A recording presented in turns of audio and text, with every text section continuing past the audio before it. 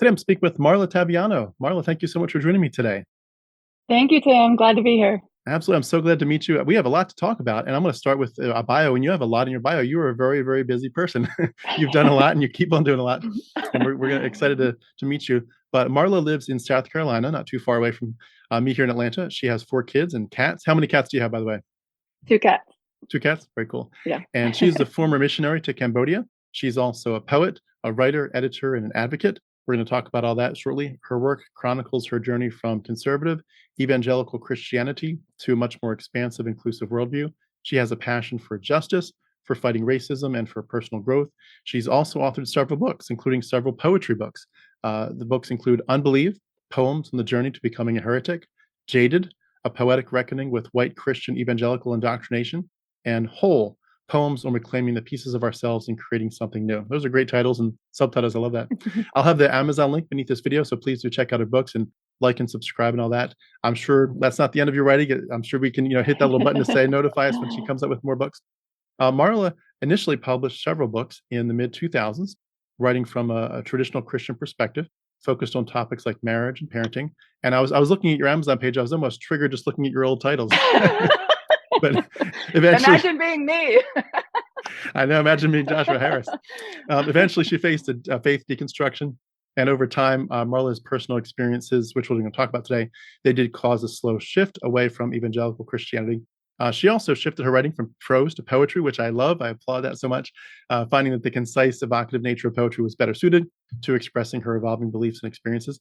She's also focused heavily, again, on the deconstructing and deconverting community through platforms like Instagram and Substack, and I'll have the links for that beneath this video. So please do follow her there. But she connects with people who are deconstructing their faith. She covers topics like evangelical scare tactics, sex and purity, patriarchy, white supremacy, and how the church mistreats the queer community. Again, the Instagram page is called White Girl Learning. That's one of 2 Instagram pages I'll have linked here beneath this video. She highlights books by BIPOC authors and fosters conversations around race, culture, and spirituality. So you connect with her there on Instagram. Her Substack, you do a lot of work on Substack too, don't you? I do. Yeah, I've checked it out a little bit, but I'd love to at some point dive into more what you've got there. And her main website is simply her name, marlataviano.com. It's great that you got that handle for your name. And that's what I know about you so far. It's a lot, but if you could, before you get into the meat of your story, if you could just tell us a little bit more about yourself in general. Wow. Okay. How to tell about myself without getting into the meat of my story. Well, tell us something fun about yourself. Put it that way. Let's start with my T-shirt. It says, "Have you arted today?" And Nice. I am in T-shirts 99% of the time, and 99% of that time they have words on them. I like to wear words on, well, everywhere. I love words, so putting them on my T-shirts. I don't like fashion very much, so it makes more sense for me to just put words The on T-shirts my like that you came clothing. up with, like you put your slogan on No, them. no, no. No, these are not mine. These are usually T-shirts that I buy to support other people who are selling them. Gotcha. So have you arted today, which gets mistaken for have you farted today, which is good for me because I have a new book out that I just self-published, and it is called What Makes You Fart. So we can talk about that My at kids would some love that point. title. But the idea there is that when you are in your happy place, when you are relaxed, your body just lets go and you fart, which the opposite would be when you're constipated, everything's all blocked up in there and you can't. So, like I said, we could talk about that later. But that's a little something about me that I live in T-shirts and they need to have words on them. That's awesome. That's awesome. I was just going to say too about your poetry, which I'm sure we'll get to later, but I love just that you're doing that. And I've been trying to do, when I've got the time, trying to do what I'm calling deconversion poetry slams. We've done 2, I think, so far. I would love to have you on sometime. I'll give you a heads up when the next one's coming up. But for Yeah. people to just come on video and, just tell them about themselves for a minute or two and then share a poem or two and what it meant to them. But it is such an amazing thing to realize that when you deconstruct and deconvert, there is so much in your heart. And I know we're kind of done quoting Bible verses in our lives, but the one that comes to mind a lot is out of the overflow of the heart, the mouth speaks. And it really is true. Like you've got so much to say once you're just totally reclaiming your identity in your life. It's like, there's a lot to Yeah. process here. And eventually first you don't have the words to say it, but eventually you do. And I think a lot of us find that like you're doing, you find it coming out in less academic ways and much more poetic and artistic ways. You're like, I've got emotion behind all this, and I got a lot of stuff to get out. Yeah, a big part of that, because people ask me, how did you make that switch? How did it turn into poetry? And I always give a different answer because I don't really know. The one thing that I do know is that it's hard to argue with a poem. So when I was I've been writing, well, my whole life, but writing these books and doing all this stuff. And the next logical thing was to write about my deconstruction. And I tried so hard. I would write and write and write. And then I'd be changing my mind and having different ideas. And I couldn't even stomach what I had written like 6 months ago, last year. And I was like, how do you put this together when it's constantly changing? Because in the past, when I would write, I knew exactly what I believed. So it's very easy to write about that because it wasn't changing. It was just staying right there, and I could just put it into fun words. But with this constantly evolving and changing, I couldn't keep up with it.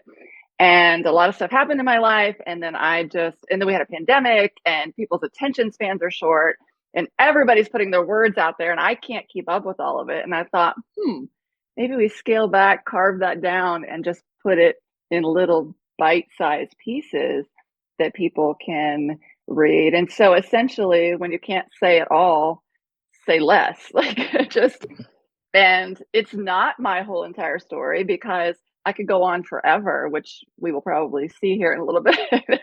But putting into those little pieces that people can just look at, see something resonates with them, it is really, it's powerful.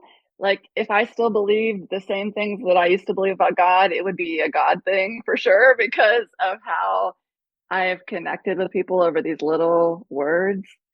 Mm, But yeah, it's I love it. Love yeah. it. I love living in the technology age where, like, if I'm driving, I'll put on connect my phone to my lapel mic, just have it connected here while I'm driving, and just to have the audio recording, and a poem will come to mind. I'll just record it so I can remember it later. Or, Yeah. ChatGPT, literally talk to ChatGPT and just tell it your poem and say, save this for later, whatever it is, and then you work on it. And it's amazing how when you can just have the stream of consciousness as your guide, as it were, some amazing stuff comes out. Not to say that I'm clever or a genius in any way. It's just like you just realize there's stuff hidden there that will come out. And it's shocking, like, whoa, where did that come from? But there's a lot in our psyches to unpack. But anyway, let me let you unpack your Well, psyche here. really quick, let me say to that a lot of my poems get written in the morning, right when I wake up, before I even get out of bed, because something's happening overnight and I will wake up and there it is. And I don't Mm, always have a poem come out full and complete. It's sometimes ideas and I'll put them together later. But I am always floored by the things that happen in my mind, and I have to get it down right that second, yep, or it's gone forever. It may come back some other time, but I'm not going to take that chance. But yeah. yeah, it's really, it's fascinating to me, what I would have called the Holy Spirit before, which is some kind of muse or something inside of me. I don't know what it is, but there's something that I don't in control of. Something is inside of me writing poems Yeah. while I sleep. So Yeah, it's amazing. Embracing stream of consciousness has really been a game changer and life changer for me too. It's amazing. But well, I do want to get to your story. We love on this channel to just hear kind of where people are coming from before we talk about deconstruction, like almost at all. Just like, what did you grow up being exposed to, believing? What was your first memory of Jesus, and how did that kind of journey with Jesus evolve?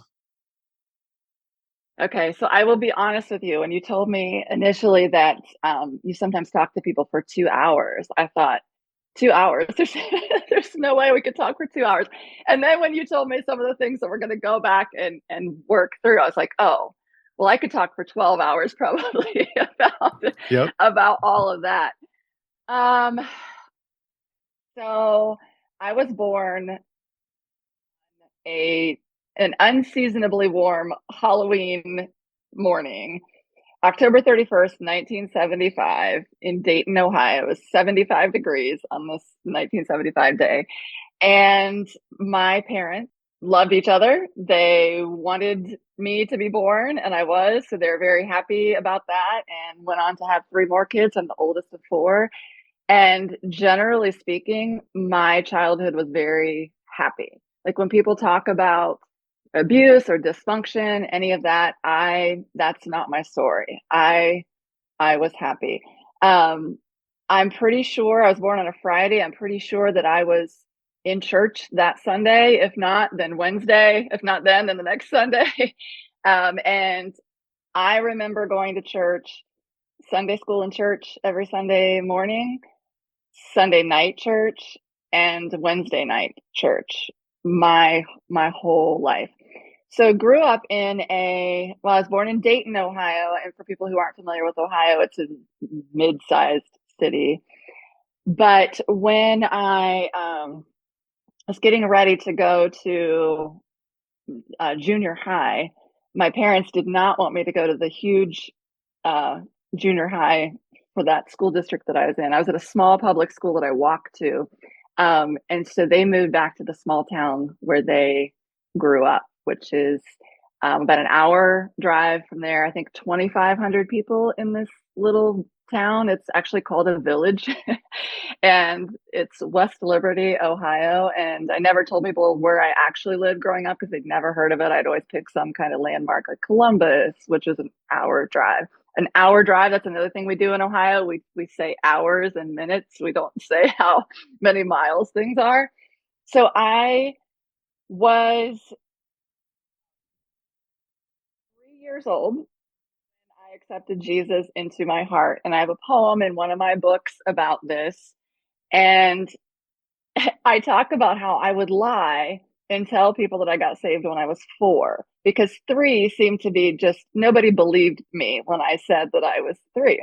Now, to me, it made perfect sense. I was 3 years old. I knew what I was doing. Right now, looking back at it now, I think, oh my God, 3 years old. And I was accepting Jesus in my heart so that I didn't go to hell when I died. You beat Some me. I didn't do it lying, till 5, so you were on the way to yeah, heaven earlier. slacker. So telling people that I was 4, because 4-year-olds, are so much more cognitively developed than 3-year-olds, and they know what's up. I remember a 5-day club in my backyard. If you don't know what a 5-day club is, it's where someone comes with puppets, a clown, entertainment. It's kind of like a vacation Bible school, but it's in your neighborhood. So that was around 3, 4, 5. I think that I remember it in my mind. I remember it, but I might just be thinking of photos that I've seen. And just constantly in church, constantly reading about Jesus, learning about Jesus, praying to Jesus. I think I read through the Bible for the first time all the way through when I was 8 or 9 years old. Again, looking back at that now, knowing what kind of stuff is in the Bible. And I was reading this and thinking now about these southern states that are, well, in northern states too, that are trying to get the Bible brought back into schools. And I'm like, hon, do you know what's in the Bible? Because you're bringing in some pretty graphic, sexual, violent stuff into these classrooms. Yeah. But I was reading that. It was my life. It was my everything. And I believed every word of it. I believed that the Bible was literal, that it was true. And I loved people and I wanted them to go to heaven and not go to hell. And so a lot of my life revolved around that. Mm. And I didn't have a whole lot of non-Christian friends except in my neighborhood. So my neighbors were not Christians. I went to a Christian school, preschool, kindergarten, and first grade. And then my mom started homeschooling me. And so I was born in 75. This was in the very early 80s. We didn't really know anybody who was homeschooling. And the reason I always thought she started homeschooling me, and it may be partly this and maybe partly to protect me from things, but I learned to read when I was 4. So going through school and we're learning our letters and I'm already reading chapter books, and that my first grade teacher recommended to my mom that that I skip to second grade. I was terrified, even though all my friends from church were in second grade. I did not know cursive and they were learning cursive. And I thought, I cannot go to second grade because I don't know how to write in cursive. And so I begged my mom, don't make me go to second grade, even though every day of first grade was the most boring day of my life because I wasn't learning anything that I didn't already know.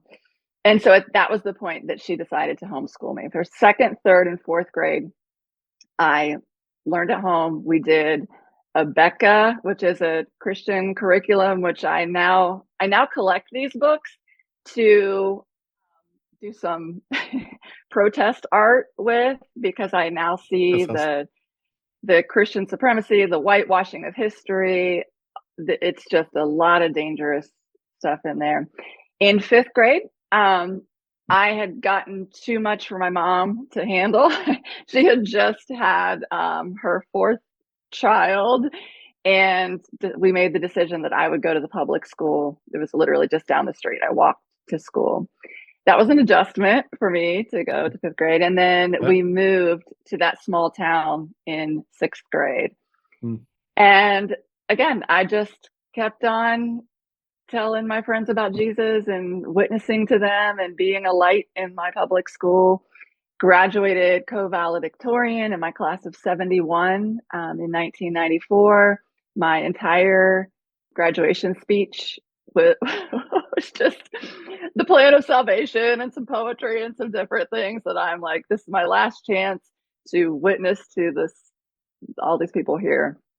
Hmm. Went on to a Christian college and graduated in 3 years to save money. I tested out of a lot of things. I started out as a Nice. nursing major. Did not take me long to realize our first video that had blood in it. I almost threw up. Like, oh yeah, I can't watch blood. So maybe I can't be a nurse. So I changed my major to elementary education, went to Okinawa, Japan, where I did my student teaching in Wow. 1997. Graduated, like I said, a year early. In 1996, I met the guy who I would marry in 1998 at a church camp where we were both counselors at this church camp. Got married in 1998 and had three daughters in 2000, 2002, and 2006. And yeah, there's just a lot from there. I have another poem where I'm talking to the Apostle Paul about he lists all his qualifications for ministry so that you know that he's like this legit guy that really has put in all this time and he knows all this stuff or whatever.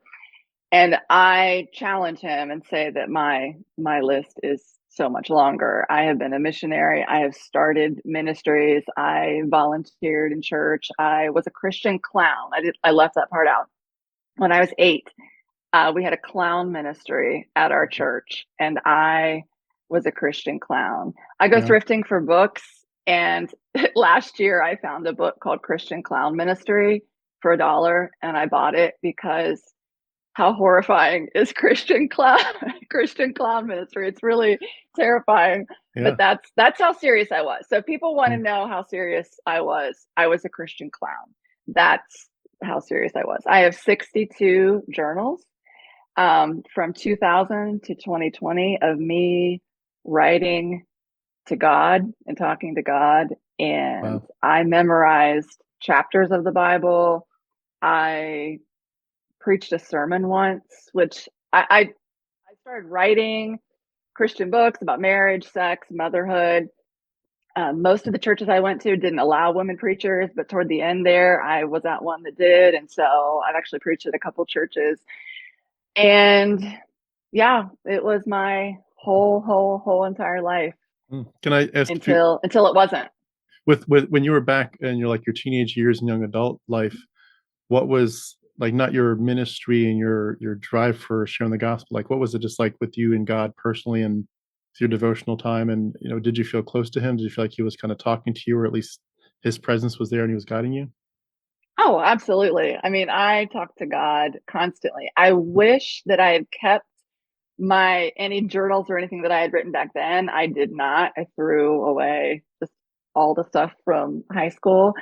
But Yeah, I was super serious. So I went to a public school and I did not drink, I did not smoke, I did not cuss, I did not have sex, all of that. I was just so, so good. And the funny part to me now is that I was fairly popular. Like I had a lot of friends, I was cool, but yet so, so Christian. And I guess my friends just put up with me. And whatever. I did have, I mean, some Christian friends from church that were also at school with me. And to be honest, my school was not, so I'm in this tiny town and there's 71 kids in my graduating class, and probably a good half of my teachers were Christians.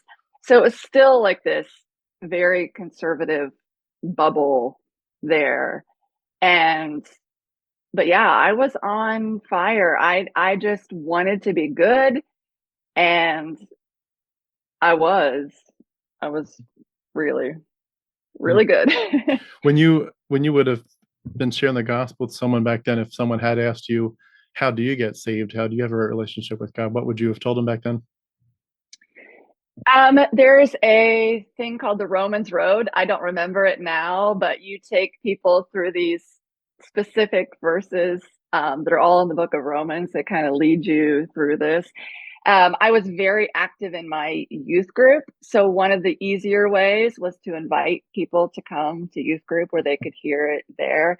We had something called fifth quarter after the high school football games and basketball games, where instead of going out and getting drunk, you could come to my church and have free pizza and play carpet ball and other games.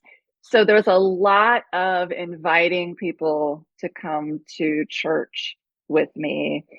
And I can't remember exactly the whole, besides the Romans Road and the plan of salvation.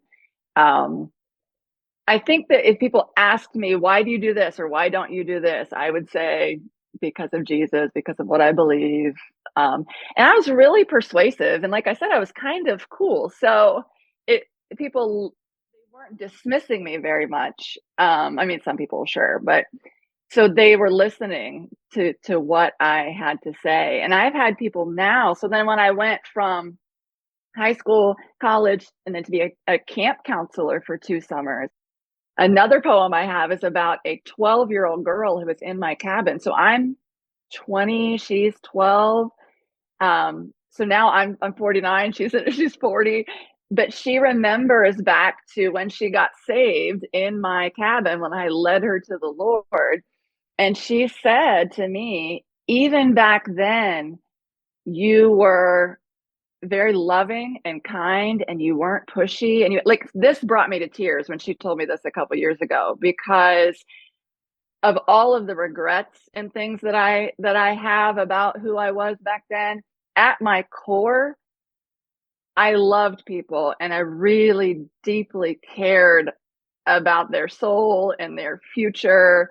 And so for the most part, I was going about this in a loving way, as loving as you can be when you're telling 12-year-olds that they're going to go to hell if they Yep. don't pray this prayer. But and not to say, I'm not saying that I was always kind and always loving, and I would get in arguments with people. I'm also pretty smart, so I had a lot of practice debating. When people would come to me with questions, I always had an answer, just like it says in that verse about being ready with this answer. I had that. And so some people I think were more intimidated um, by by me and my knowledge, and they didn't really want to fight too much with me. So yeah, it's, on the one hand, it's, and I hate that that all happened, but it's not as bad as it could have been. Right, right. Would you say that you were for your salvation, you were trusting Christ like as your actual savior, that he died for your sins? Oh, 1000%. Like that's absolutely what happened. Jesus died on the cross for my sins, and all I have to do is accept him as my Lord and Savior and believe that he died for my sins, and he'll take the sins away, and then I get to go to heaven when I die. If I don't pray that prayer, I'm going to hell. And it really is just as simple as saying the prayer. even though, and I was not one of these people, but I have a lot of friends who prayed that prayer over and over and over and over and over and over again, just to be sure. I was kind of proud of myself and how sure I was. Like I was very, very, very certain. Even throughout adulthood, I would have people come to me and say, "How can you be sure?" Like I'm starting to have these doubts. And I would, I don't know. I was just sure. Like here I am. I'm sure. And now I know that you can do that with anything. It's just say you're sure, be sure, and that makes it so. Yeah. And I know that I looking back, I can see different doubts, different things happening, but I just knew this is right, this is real, this is true. And anything that's coming up that's a doubt is just Satan trying to get to me. And I'm stronger than that. And I know better than that. And I can just push it away Mm. and get behind me, Satan. And here I am in my certainty. Yeah. It's interesting. I had a similar experience. I did do the recommitting my life to the Lord and kind of making sure I was really a believer, just because I Okay, felt I like did that. Yeah. hell, just because hell, there was literally hell to pay. So, Yeah, but yeah. I was heavily influenced for years by Pastor John MacArthur. When I was Mm. homeschooled, my mom had me pick some preachers to listen to. Like we had Christian radio on, like some families will put in like soft music or something in the background. Like we had Christian preachers on all the time in the background. It was just So like did this we. little radio on the top of the fridge. And for homeschooling, she was like, "I want you to pick at least one preacher every day, and just consistently figure out when he's speaking and listen." And I picked Chuck Swindoll and John MacArthur every day, 8 to 9 o'clock in the morning, and I listened to others too, but they were the main Yeah. guys. But John MacArthur became like my go-to preacher. Like I was really modeling my life after him. And I remember a sermon he preached, and it wasn't a sermon; it was a Sunday evening Q&A, and a little girl had come up to the microphone apparently and said, "How do I know that I can really be saved?" And he answered it. I thought it was really good as a Christian. I thought this was good. He said, "Well, you believe in the Lord Jesus as your Savior, right?" It's like, "Yep, I do." Like, but I still struggle to know if I'm really saved. And he said, "Well, what's the deepest desire of your heart?" And she said, I want my family to know Jesus too." And he's like, "Well, do you think you'd have that thought if you didn't have Jesus living in your heart, if the Spirit wasn't there?" She's like, "No, I probably wouldn't." He's like, "So who lives in your heart? The Spirit, Jesus?" And he's like, then are you a Christian or not?" He's like, "Yeah, I'm a Christian." And that was like, that really connected with me. Yeah. So I thought the deepest desire of my heart is the gospel, to share the gospel, to save Mhm. people, to be in the word of God, to love Jesus, to praise him and thank him. I thought that wouldn't be Yeah. true of me if I were, just a selfish person that was deceiving myself. I would be secretly into the worldly stuff. Although it did come back to bite me, because when I hit puberty and I began to think about, girls' bodies all the time, that was Mhm. like a nonstop, like, wait a second, you knew that the deepest desire of your heart was to follow God Mm. and to fight sin. And now all of a sudden you can't stop thinking about these thoughts, this lustful stuff. And like, Mm. are you really saved or not? Because if you were really Mm. saved, wouldn't you be able to put it all on the altar? Yeah. It's like it's a little too questionable. And it actually came back to kind of bite me in the ass a little bit, because I was like, I was sure, because at that point I was also slowly moving towards Calvinism, where I was like, Mm. you are saved not because you did it, but because God's elected you. So like, why are you Yeah. concerned about it? You didn't start this thing and you don't have to finish it. He will perfect it. So there Yeah. was kind of like these mitigating facts of theology, but puberty definitely played a part of a little bit of not necessarily a doubt, but it just like got me unsettled a little bit. I was going to mention too with Abeka. I went to Bob Jones for my freshman year of college, and we Oh, used Abeka and Bob Jones a lot when I was homeschooled. So I know what you're referring to with the whole whitewashed. And yeah, I wish I'd kept some of those old books too, but I do cringe when I think about the ways that it just, even like things like the stories of Pocahontas and stuff. I'm like, oh, we're not telling the truth here. We're just not. yeah. Anyway, Living in South Carolina, I we went thrifting in Greenville last year sometime, and I saw Bob Jones for the first time. It just, oh, I just, like, my skin was just crawling. It just, I was like, there it is, there it is. And my uncle is to this still a general manager slash CEO of a Christian radio station in Ohio, and has been for decades. So that was playing, yeah, constantly, mm, constantly in my home. So yeah, I was hearing all of these preachers, all of it was just normal to mm, me, and I wasn't even allowed to listen to secular music. I secretly bought cassette tapes, and I'm see if I can get this. It was Aerosmith, MC Hammer, and Sinead O'Connor, I think, were the three that I had, and I put them in my Walkman. I would listen to them secretly. I don't even know how old I was. Slippery slope right there. But yeah. Yeah. Woo! That was as bad as I got, was listening to music that I wasn't supposed to listen to. You mentioned you got married. Could I ask, when you were at the stage where you were old enough to start dating or courting, and you were looking for God to answer those prayers for a spouse, was your expectation that you were going to be doing ministry together? Was that kind of like on the has to have that kind of list? Okay, funny you should say that, because so I had a boyfriend in high school for 3 years, and I think his mom was pretty much convinced that we were having sex. We were not. We were not having sex. I was very firm on that. We're not even going to get close to this. And he went to church, but it was a Methodist church. And in my mind, I have this correct Christianity, the one brand of Christianity, and I was not quite sure that all the Methodists were on the same page as this. And I, every night throughout the day, probably, I'm praying that this boyfriend of mine will become more spiritually mature so that we can get married, because I really want to get married, but I'm more spiritually mature than him. I found out later I was more spiritually mature than 99.999% of all boys/men in the world. So my chances were very great. But I would pray and pray and pray and pray. So we broke up, and I realized, okay, this is good. Now I've got to look for this other mature person. Dated a couple people, blah, blah, blah. The guy that I've married, in my heart, I knew that he was not spiritually mature. And we worked at this church camp together. I even called my mom on the phone. My brother, who's 3 years younger, was going to come be in the high school camp that summer. And I said, Mom, whatever you do, don't put him in this guy's cabin, because he is very immature. I married him like a year and a half later. He was very immature. My entire 22 plus years of marriage to him, we are no longer married. It was me trying to convince him to be a spiritual leader in our home.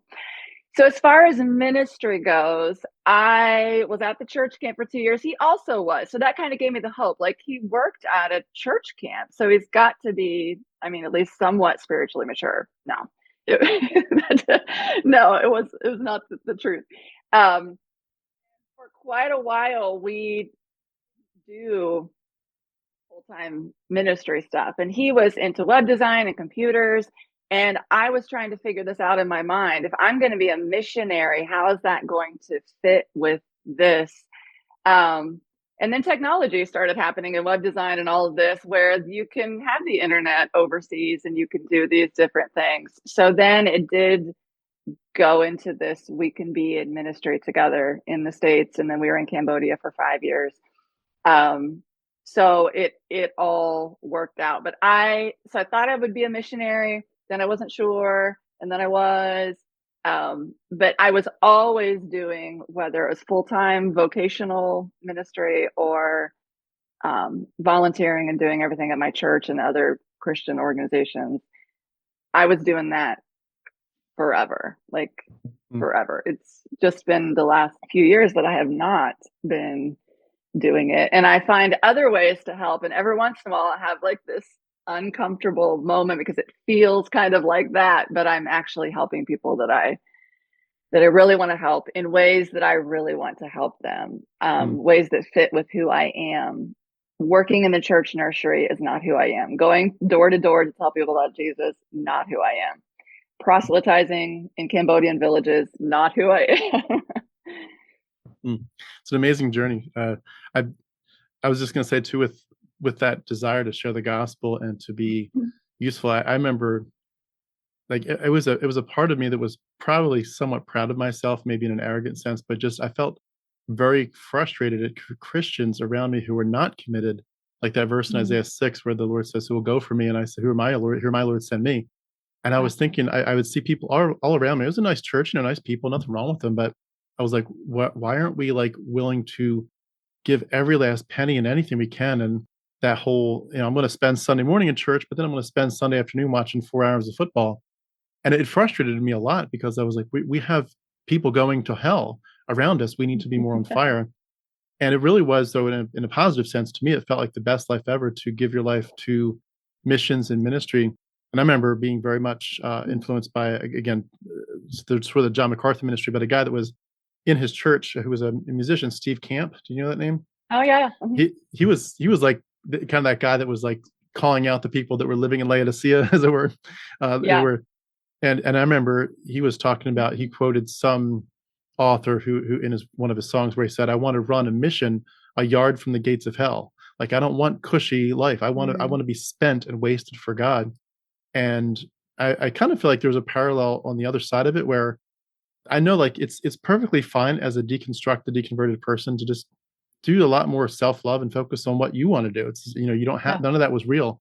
But there's a part of me that feels like I still want to be, as it were, spent and wasted for the sake of other people. And I know part of that might be part of a carryover from Christianity, but it's like I want to do everything I can. Just like it's sort of like, the end of Schindler's List. Like, what can I do? Just one more thing that I can do to help the community. Mhm. What can I do? But it's an amazing journey on both sides of the fence. So when you were doing the missions work and you were, as it were, giving your life to Christ giving your life to the ministry of bringing other people to Christ, spending your life trying to be focused on the most important things, did you feel fulfilled in that? And did you feel like that was sort of the best life ever, the best way to live your life when you were still a Christian? 100%. Like I was totally fulfilled. And what you said about the people around you, and you're like, how are you not seeing this? And so when I started blogging in at the end of 2005. I was 9 months pregnant with my third kid, and my ex-husband got me to start a blog. I was like, I don't need to do this. I don't want to do this. And I did it. And that was like this beginning of this whole thing for me. So a lot of what I blogged about in those early years was trying to get other people as revved up about this as I was. And you're talking about Steve Camp. I didn't listen to him a whole lot, but wasn't he the one that had like all his songs were Bible verses, and he had all A the, lot of them. yeah. Him and And then, Michael Card did this something similar. oh, Michael Card, yeah. And did this book club with, are you familiar with David Platt and the book Yeah. Radical? Oh yeah. Okay, so I was super into that because David Platt was just like, you got to get out there. You got to, I forget the percentages that he used, but you got to go, you got to do this and give it all, everything you have. Like, go, we got to get the whole world like on board for Jesus. John Piper was another one that was super extreme. His book, Don't Waste Your Life. Ironically, I collect copies of Don't Waste Your Life at the thrift store, and I make bookmarks. I cut it out, and my bookmark says, Don't waste your life listening to John Piper, because he was like, there's nothing matters at all. It's all crap except for this. You got to go here, you do this. And that's how I felt. Nothing mattered. Nothing mattered but that. And when you are saying now about self-care and self-love, the song Joy, do you know that song? It's like Jesus first, yourself last, and others in between. Like I think Jesus, so. others, yourself. I think it's to the alphabet song or Jingle Bells or something. But that was the whole thing. Jesus was first, and then other people, and then I was last. And I was dead last. Like I put myself last. Like it didn't matter what I wanted or what I needed or any of that. Jesus was first. So now trying to figure out how to take care of myself, it feels selfish. Like I said, I'm still doing things. I'm still raising money for organizations, and sometimes I think I should just stop all the way and not help anyone. And I have not been able to do it yet, but I don't want to be driven by this need to always, I don't know, am I trying to prove my worth? Is this a capitalistic thing? What's happening? What's going on? And I do know that at the core of me, I just love people and I want to help them. And I know that I have a lot to offer. and I want to pour myself out in service to other people. So that's one of the things that I am figuring out on the other side of that. I'm curious, with Cambodia, when you were doing missions work there, what was it like seeing people that I'm sure you came across some people who are seemingly very quite happy with their lives? Where, we just have this traditional Christian message of you have a God-shaped void in your life. You're obviously all these other religions are just the work of demons and falsehoods. So there's no real way for you to be happy and fulfilled. And yet there are situations that we all come across in life where we realize that person that's not connected to Christianity is living quite a happy life. And in some cases, arguably, they're doing better than we are. What was it like as you started to see some of the cultural differences, especially the ones where they seem to be okay without Christ? That's tricky. For one, I was starting to deconstruct while I was a missionary. Gotcha. So we were there from 2015 to 2020.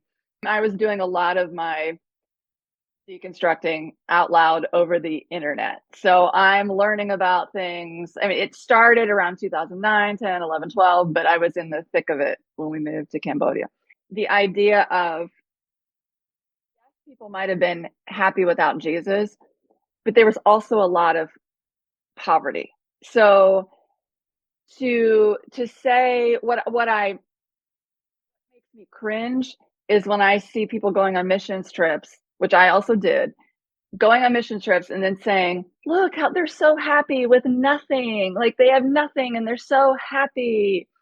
Almost as a justification for I have all of this and I'm happy and they have nothing and they're happy. So they're fine, right? Look how happy they are. They don't need these things. Well, they do. They do need food and they do need medical care and they do need clean water and they do need these things. Another poem that I have is that my biggest pet peeve is that there are people who have everything plus Jesus, like tacked onto that, telling people who have nothing that all they need is Jesus. So in my former life, when I would hear progressives or Democrats or whoever it was saying that we needed to feed people, we needed to clothe them, we need to do these things. I'm like, no, no, no, no, no. They just need Jesus. Like that's all they need is Jesus. And the arrogance and the ignorance of that, where people's material needs didn't matter, their spiritual needs are what mattered. And I would have people on Facebook while I'm over in Cambodia talking about feeding people and doing this, and they would say, well, "What about Bibles? Are you giving them Bibles?" I'm like, well, Bibles aren't going to fill your kid's belly. Bibles aren't going to heal their sores. And so that's when that all started. This huge cognitive dissonance for me of going over to other places and not only not giving them what they really did need, but trying to force something on them that they did not need.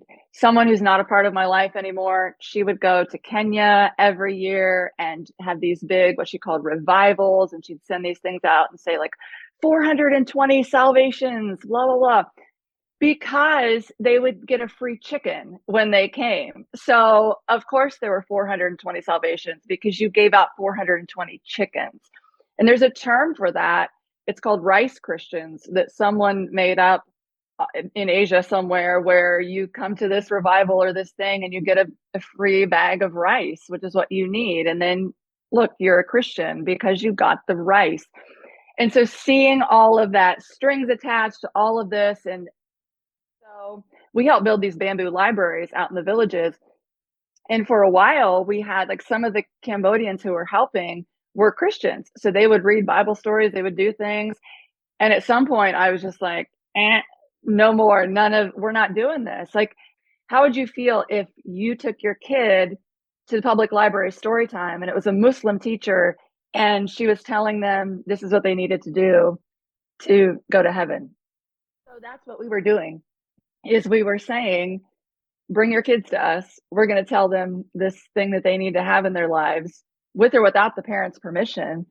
And people in the States would get mad at me and say, that's different. You have the truth. So it's okay to share the truth. And that was it just, all of this started to blow while I was in the middle of it over there.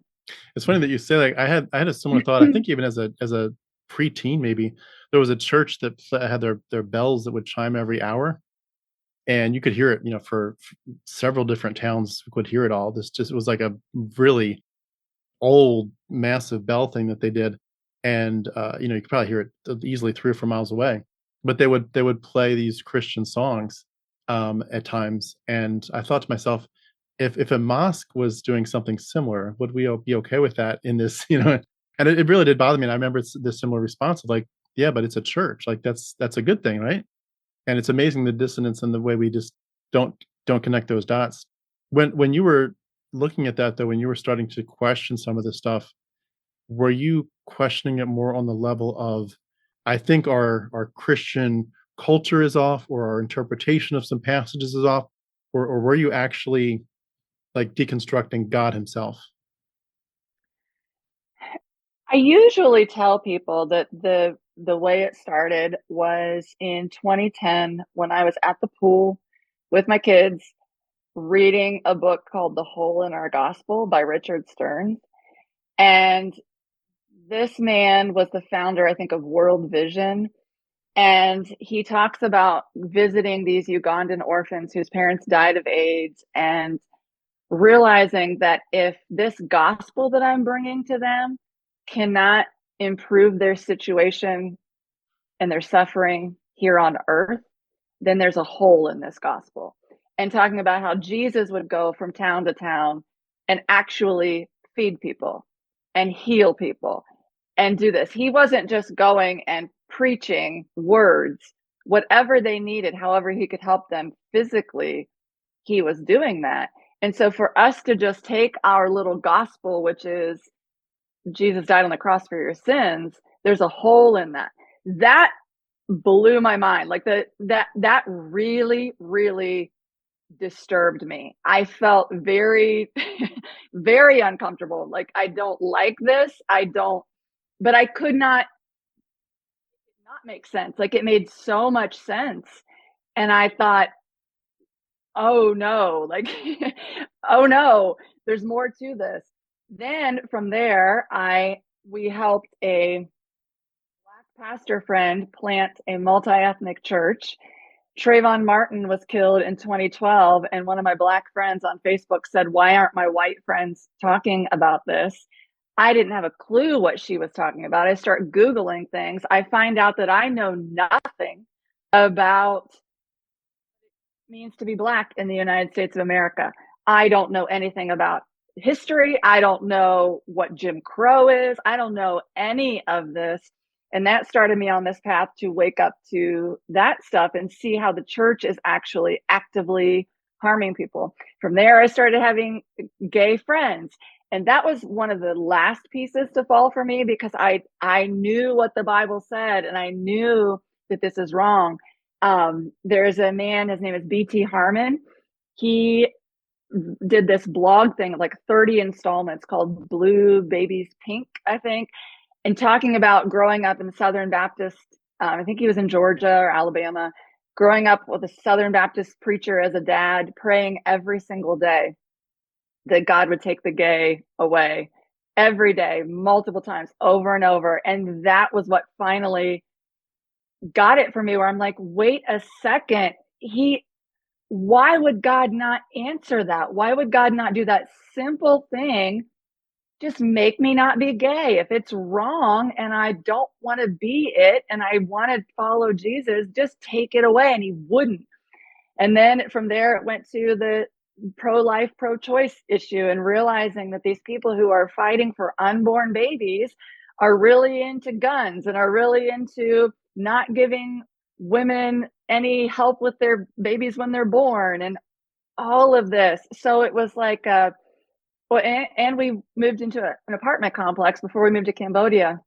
We lost all our money. My husband had a heart attack, almost died. That's another story.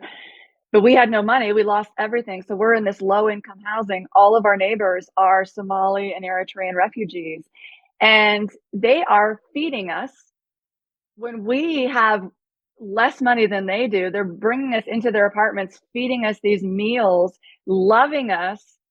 But according to what I believe, they're headed for hell. Meanwhile, my racist relative is on a path to heaven, I guess, because he's in the right religion and prayed a prayer. So it was a combination of books, meeting people, and starting to have these conversations, seeing things from a different perspective, and the cognitive dissonance there that then allowed me to start exploring some of those doubts that I had before. Like, wait, could Noah's Ark really have happened? Could this really be true? Is creation, like, is this earth really 6,000 years old? All of that, because once you start putting the chinks in it, and it literally is a slippery slope. That is a fact. It's the sweater unraveling, it's the dominoes falling. All of those metaphors and analogies are true, but not in a bad way. It's true because that's what they never wanted to happen. They didn't want one little chink at all because they knew what could happen. You could find out that the whole entire thing is bullshit.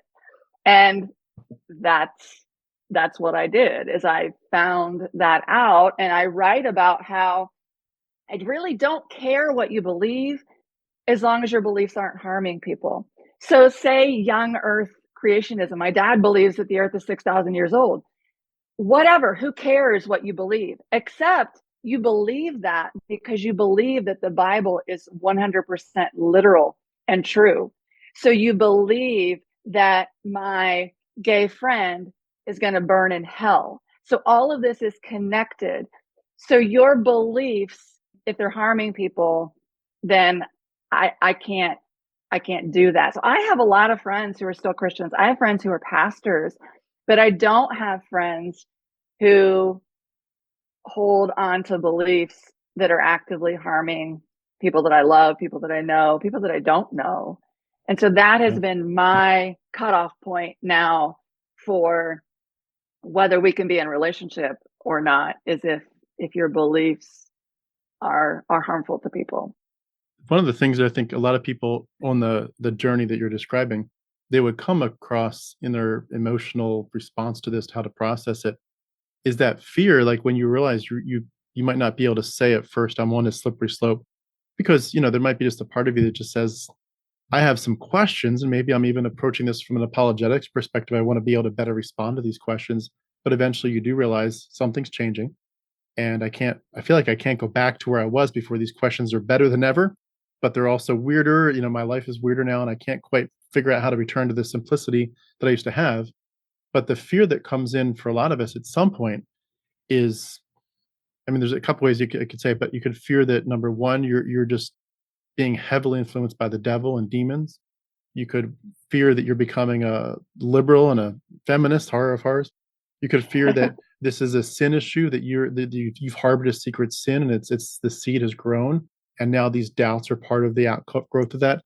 But sum it up in the word heresy or the word apostasy or whatever. People are afraid, and even if they wouldn't necessarily use those words, they might be able to say something like, I have spent my whole life recognizing God is the judge. He is the king. He's in charge. He is the definition of justice and love and righteousness. And I bow my knee to him, and everything is ranked in comparison to him and his holiness and his character. And to suddenly realize that you're saying to yourself in one way or another, I am kind of judging, I'm either judging God, or I'm at least judging what I'm now seeing as the concept of God that we've all inherited collectively as a culture. I'm judging that, and I'm putting myself in that judge's seat. That's a really weird place to be in if you're used to very fundamentalist conservative Christianity, where you always rank yourself as, you bow your knee, like you like gratefully, gladly, voluntarily, intensely, passionately bow your knee to God. All of a sudden you're like, no, I'm going to stand up, and I'm going to say, I have a problem with this. It can weird you out, because you're like, what the hell am I doing? Like, am I in danger of literally losing my soul over a few questions? And it just, how did you deal with that question of, what am I doing to myself, or what's happening here?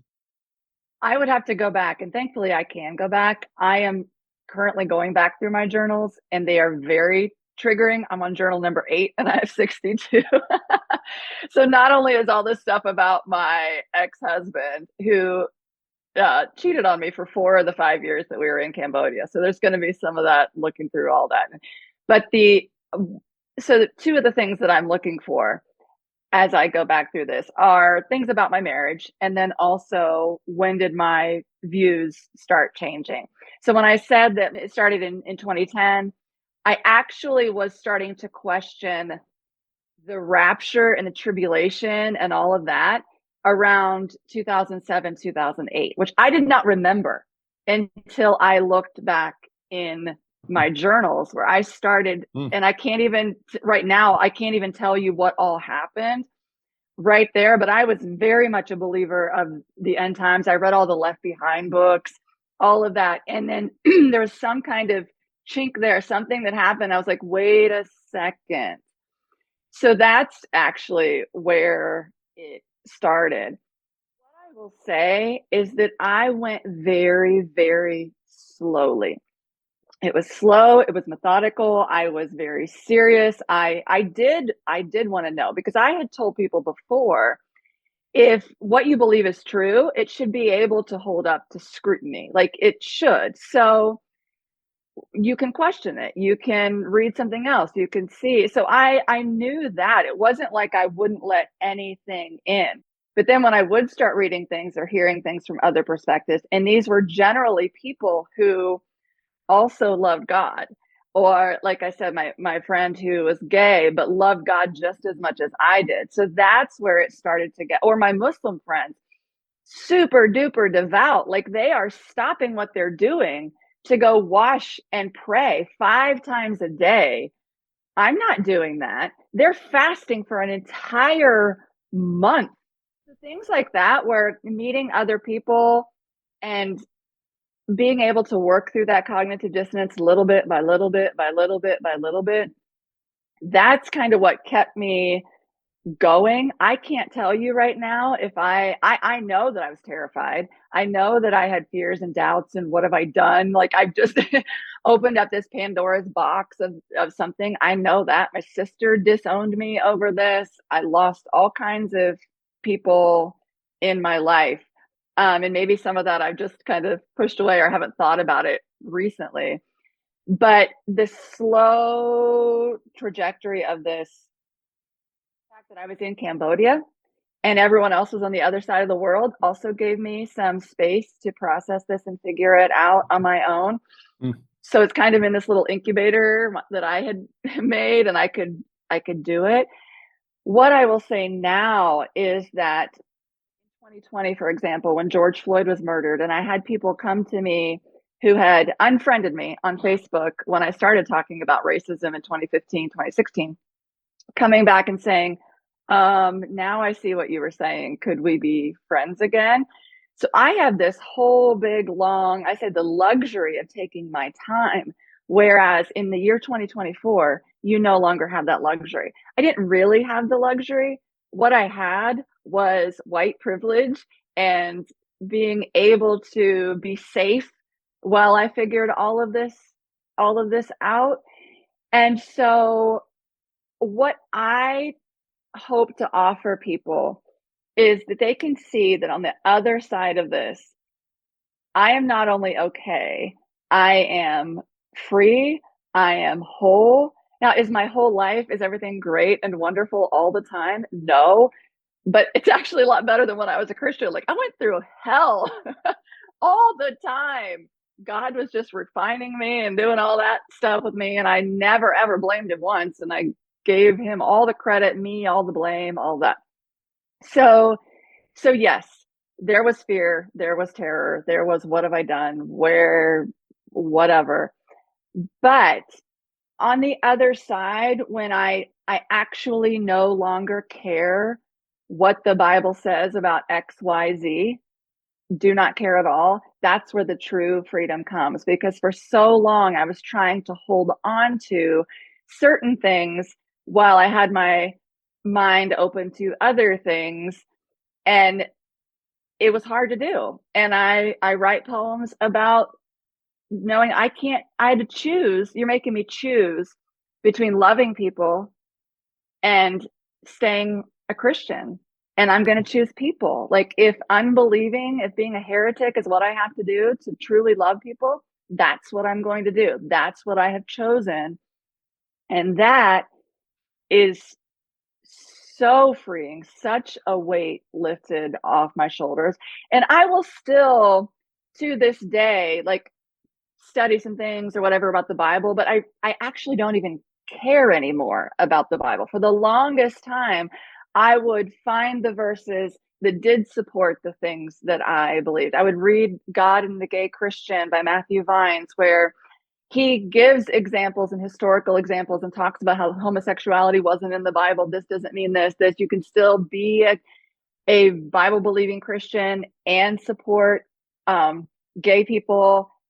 And that's great for people who want to do that. But I don't care anymore. Like, I do not care what the Bible says, which is wild, because I cared about nothing but that for so long.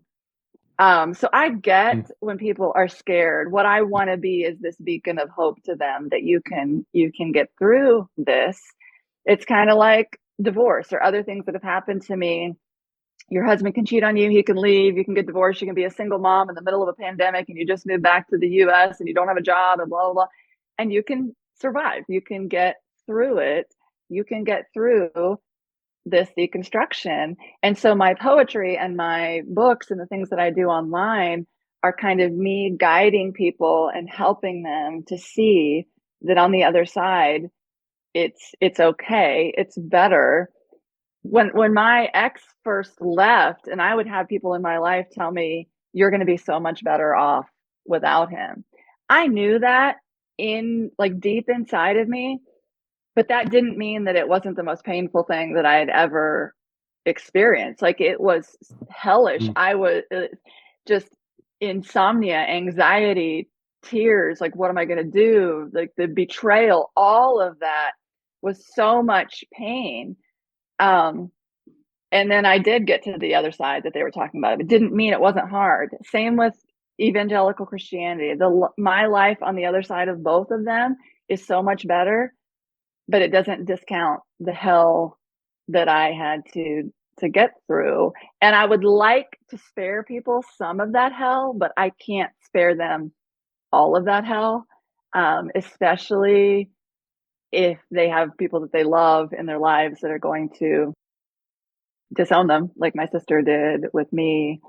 Was that But I specifically wouldn't. because of Christianity?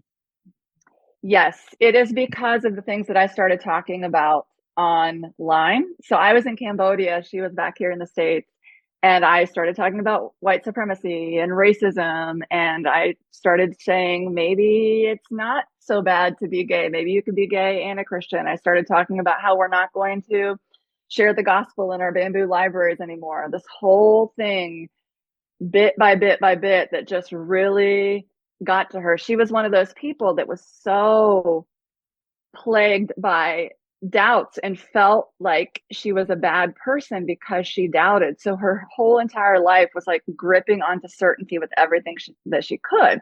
So her big sister, who used to be like the best Christian in the world, is now saying these things, and she couldn't deal with me. So her husband actually wrote me a 12-page letter full of scripture, course. full of all these things I had said on Facebook, refuting them with Paul, which is actually funny because some other people in my family that had read the letter were talking about how they could write back, and they were trying to decide, should we only use the words of Paul to refute his words from Paul, or should we like pull in some of Jesus and the prophets and all of that? And I can laugh about this now, but it is painful. It was painful, and it still is in certain times, especially when I'm with other people in my family who are still in relationship with her, and I don't have that. So yeah, it's a lot, but it really is. Once you know, you can't go back. There's no way I could ever, ever, ever, and I don't want to. But yes, there is comfort in the things that you thought you knew. There's comfort in the certainty that we never really had, but we thought we did. There's comfort that when I'm having something terrible happen, I can pray to God and leave it in God's hands. So I'm just learning now I can still talk it out. I can still write it out. I can still believe that things are going to be okay. It's just, I'm not putting my faith in a God that may or may not be real. And when you asked me earlier, I don't know if it was before we got on or not, if I was an atheist or an agnostic, another poem I talk about, I'm going to be an agnostic for a while. I don't know how to atheist. Like, I don't know how to completely say that there's no divine something. There's no, like, so many things happen in my life that are so unexplainable, and usually really, really good things that I can't figure out. And so I just feel like there's something. I don't know what it is. What I do know that it's not is a God who brings Donald Trump into power, or it's a God who sends gay people to hell, or it's a God who sends Muslims to hell. Like, I know it's not that. Like, that's, and trying to get that guy out of my head is hard, because when my Muslim friends would talk about Allah and I would talk about God, I'm picturing two different things. Like, there's Allah, there's God. Well, that's not how that works. If there is a God, there's one God. Like, who is that God? We're just calling God different things. Or, yeah, that's a whole. But the freeing part to me is, I don't care. I don't care who God is or what God is or how that works or any of that. And like I said, I don't care what you believe either, as long as your beliefs aren't harming people. And I do think it's possible to be a Christian and be a pastor and believe in certain things and not harm people. I know people who are doing it. I just don't want any part of it, because it was too hard for me to hold on to both of those things. Like, it really, I'm seeing some of my Christian friends right now, who are the good ones, really struggling with, how do I distinguish myself, differentiate myself from the 81% of evangelical Christians who voted for Donald Trump? How do I say I'm not that? Well, I just got sick of that. I don't even want to try to do that anymore. I would rather be clearly on the side of people who are marginalized and oppressed, and not be going in the doors of a church every Sunday on team oppressor. Like, I'm just not going to do that. A good way And to I was put it. so bored. I was so bored all the time. I write about that too.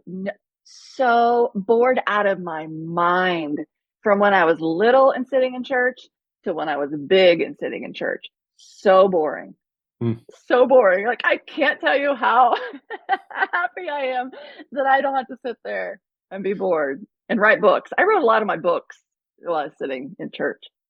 Do you think there is a path forward to have some of the lost relationships ever restored? I mean, I know a lot of that's gonna be them having to realize that the incredible damage they've done, but do you have hope, or do you feel like, just like the sort of like Jesus and the Christian message and worldview are kind of irrelevant to you at this point?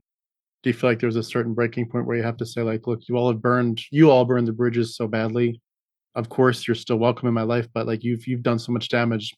You'd have to proverbially eat crow so much, so badly, that I know you're never gonna do that. You're never gonna be willing to humble yourself that much and apologize that much." So, it's like, is it like a write-off to you, or, like, how do you deal with balancing the sort of the wonderful things you've gained with the pain of some of the losses? Yeah, for the most part, I don't care about any of the losses except my sister, I would say. And we have had some email conversations.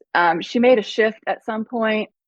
So this is in 2017 that she disowned me. We came back to the States to visit in 2018, and she refused to see me. So I haven't seen her since 2016. And all the other people, because we left in 2015 and went to another country for 5 years, and then I moved back to an entirely different state. Anyone who was a part of my life who is still staunchly in that evangelical Christian, they're not even, it's kind of inconsequential to me. I will say that my parents are the only people who I actively speak to, see when they come and visit, who are still there. To their credit, they did not disown me. They do not agree with most of what I believe. but have still chosen to love me. And so I'm still choosing to love them too. My extended family is all, I don't see any of them. I have a brother in North Carolina and a sister right here in Columbia, South Carolina, who they would call themselves Christian still. My brother's actually an Anglican priest. But they have progressed so much in their views of things that they like, that they're not as far as I am, and I don't know that they would ever choose to be that, but we are in relationship and we love each other, and they are cool with me not believing what I don't believe. So my parents, I sent them a copy of Unbelieve a couple of years ago and didn't know if they would read it. It was kind of like, here we go. Just this is how it is. Watch out, because I say fuck. And to my mom, that's worse than anything you could possibly do, is saying a bad word. So I sent that to them, and I pointed out there's a poem in there. So my dad, I wrote a poem about him. I'll just find it. I can never find my poems, but this one is at the beginning. It's called Bless His Heart. My dad wants me to write a blog post detailing all of my theological beliefs and why I believe them, so I can put an end to the confusion and people can stop calling me a heretic. That's what he told me. He's like, if you just write a blog post and put all your things out there, then it would be fine. What he didn't realize is if I wrote the blog post, then 100% of the people would be calling me a heretic. But I also wrote a poem in there about how, for all of their beliefs and all the things that they thought, they never once led me to believe that I could not do anything that I wanted. As a girl, I could, like, I baled hay, I played softball, I played in the dirt, I did like I built motorcycles at the Honda motorcycle factory. Like, there was none of that, even though they said they believed like in complementarianism, and their marriage is not like that. Their marriage is very egalitarian. I called them out on that a few years ago. I was like, Mom, you don't submit to Dad. He does all this for you. He does the dishes and cooks. Like, he never makes a decision and says you have to obey him ever. She's like, well, no. I'm like, see, you want other people to follow this. They might not have a guy as great as Dad. So I wrote a poem about all the things that they said you could do anything as a girl, which is pretty rare in a lot of Christian families. I'm realizing that a girl would be told you are just as good as any boy and probably better than most of the boys and do That's whatever you awesome. want. So I'm honoring them in that poem.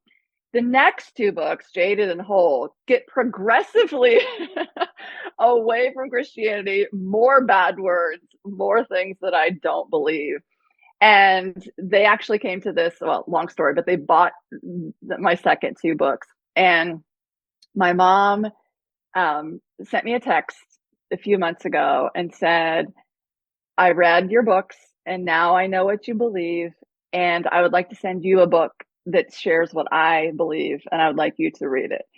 Well, okay, I didn't say this, but here's the I read all those books for 40 years. I wrote those books. I know those books. No conservative evangelical Christian can give me a book that will have anything in it that I do not already know and did not already believe and teach to women for the first 4 decades of my life. Read the book. It was whatever. Told my mom I read the book, and so that's where that stood.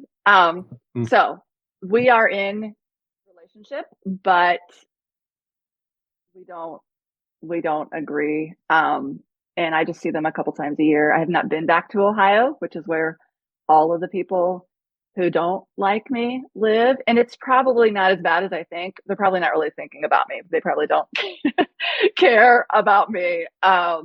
My ex and his entire family all live up in Ohio. So that has been a place that I'm still trying to decide, do I go there before I die? Or do I just say, screw it, and stay down here where it's warm and there's no snow and there's no one who I grew up with that wants me to be a certain way and is very unhappy with the person that I've become. Mm.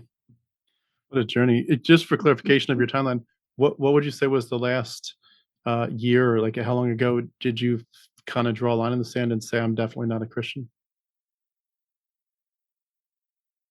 That was very recent. I didn't really say it much. And even like in podcast interviews that I've done, I will say, I don't really call myself a Christian anymore, or I'll say I'm not really sure if I'm a Christian.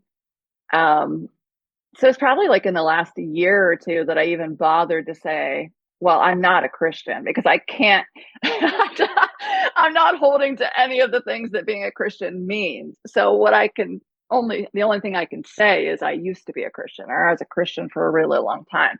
It's obviously in me still, like there's just the way that I think about things and all of that. So I don't know how you get it all out. And not that I want to get all of it out, but there's nothing in Christianity. I can't check any of the boxes really, except love my neighbor as myself. That's like the only, that's the only one that I'm still able to check. I don't believe in hell. I don't believe in heaven. I want there to be a heaven.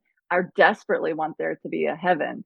Um, but other than that, like yeah, don't go to church, don't pray to God, don't read my Bible, and don't care. Yeah. Well, it's amazing too, just if I can piggyback off a couple things you said real quickly. Number one, it's amazing to me just that Christians, like, they want to send you these books and they want you to respond to this stuff. But there's a couple things that are going on there in my mind. Like, number one, I don't have to explain my lack of faith. You have this, you're the one that has this incredibly crazy claim that there's this man that walks on water and heals the blind people and he can save you with his magic blood. And there's this God who's going to send you, it's like you're making these claims of all these things that you have no proof of this apart from this very ancient book. If you want to argue on this, I don't have to prove it. You have to first prove that it's real in the first place. The burden of proof is completely on you. And also I think there's also this weird dynamic though that for a lot of us, it's weird how a lot of Christians don't go after us. And it was weird for me, like when I first deconverted, I heard people saying, yeah, all my friends keep sending me all this, they send me these Christian things and these verses. They post their verses on their Facebook page, but I kind of know it's meant for me to see it. And it was weird for me, like nobody came after me. And I mean, nobody. And I like Were your maybe feelings hurt? you know what I thought about it was, it was like, maybe it was 12 to 18 months. And I finally got a letter from somebody. And it was just real short, like, I know Jesus is Lord, he's the savior and he wants you back, that kind of thing. But it was a good 12 to 18 months before I got the first one. And then it was maybe another 2 or 3 years before I got another one. But almost everybody, and there were hundreds of people arguably that could have come after me, and so we got to pull this guy back. But almost no one did. And my thought was that there's a real strong sense, I think, among Christians of fear. Like if you're on the periphery and you're just like, I'm here for Christmas and Easter, you're still kind of the mission field. But if you've been in it, I was doing street preaching. I went to school to be a pastor. I went to Bob Jones and Lancaster Bible College to be a pastor and a missionary. I had memorized entire books of the Bible, it's some of them in different in the Greek and Hebrew. I was in it to win it. I was right before my deconversion. I was working on 2 different books. One was 1,000-page prayer book, and one was 1,000-page book on Christian worldview. Fortunately, I didn't publish them, but I was like, this was my everything, and I knew it back. I'd preached, in church. I'd preached on the street corners. I was truly in it. And it's like that phrase, like, once you know how the sausage is made. I think there's this fear factor that comes in, like you said, like, you can't send me a book that I haven't read or that I couldn't actually write, or in your case that you actually have written. It's like, Yeah. I know that everything you're going to say, and I not only know what you're going to say, I've preached it before, and actually at this point, I've deconstructed it all 100 times over. But it's interesting to me that there's not really a returning of the favor from their side of saying, I really want to know, like, what did you learn that made you leave? And for example, like one of the biggest things, fascinating things for me is how people deconstruct for very different reasons. I've had people that tell me I deconstructed because my nephew died of cancer at 3 years old. Mm. And it's like, yeah, that's a really good reason to think about stuff. Or something happened and it doesn't make sense, or just the very generic issue of like poverty in the world. Why are there people dying of starvation every day? But for my specific journey, it was all about mythology. It was all about what did I learn about where the Jesus character came from. So, for example, I was learning about things like how in Homer's Odyssey that there were all these great, amazing, epic stories, and that was like one of their Bibles. It was like Homer's Odyssey and Plato's Timaeus were the Bibles of those days. But it was like the big deal to copy and reference those books into your books to like to Mm. create a new epic. You couldn't create an epic. It's like saying maybe if Star Wars had been invented back then, and Star Wars was like the biggest thing ever and the only thing out there. Like there was no other Star Trek or anything. It was like Yeah. it's just Star Wars and nothing else. If you're gonna do something epic, you're gonna reference Star Wars in your work, and that's what they did with Homer's Odyssey. When you look in the Gospels, you'll see dozens and dozens of passages where they're literally copying the motifs, but also at times the actual words from Homer's Odyssey. Yeah. And then to realize that there are other things like Plato's Timaeus, like Jesus heals this blind man. What is his name? The son of Timaeus. Like they're giving you these hints in Homer's Odyssey. The one of the people that's going to recognize Odysseus, because Odysseus is coming back home after being at war all these years and on his great epic story journey back home on the boat. And by the time he gets back, he's got this great big beard, and no one recognizes him. They think he's an old man. He's coming back to his own house. No one recognizes him, but the servant Timaeus recognizes him, and this woman that washes his feet recognizes him by the scars. Well, when Jesus is recognized at the end of as a Yeah. John, where do they meet him? On the road to Emmaus. Like they're putting all these things in. And when I was in church, the preacher would always say, "You got to know what the context is. You have to get the Uh-huh. context right." I'm like, you don't know the context of your Bible. The context Mhm. of the Gospels is Homer's Odyssey, the Greco-Roman mystery cults, Plato's great work, and if you don't know those works inside and out, you're gonna miss it. You're gonna miss it, and you literally like if you think the Bible's so special, then you should probably know what when they were writing it, what were they thinking? And they were thinking in Yeah. these terms. Looking at stuff like when you look at was it Helios, the sun god? He wears a purple robe and he has a crown of sun rays around his head. What does Jesus do? He wears a purple robe and a Mhm. crown of thorns. Hermes, the Flash, he walks on water with his golden slippers. Zeus was known for crying tears of blood and water. What does Jesus do? All these epic things.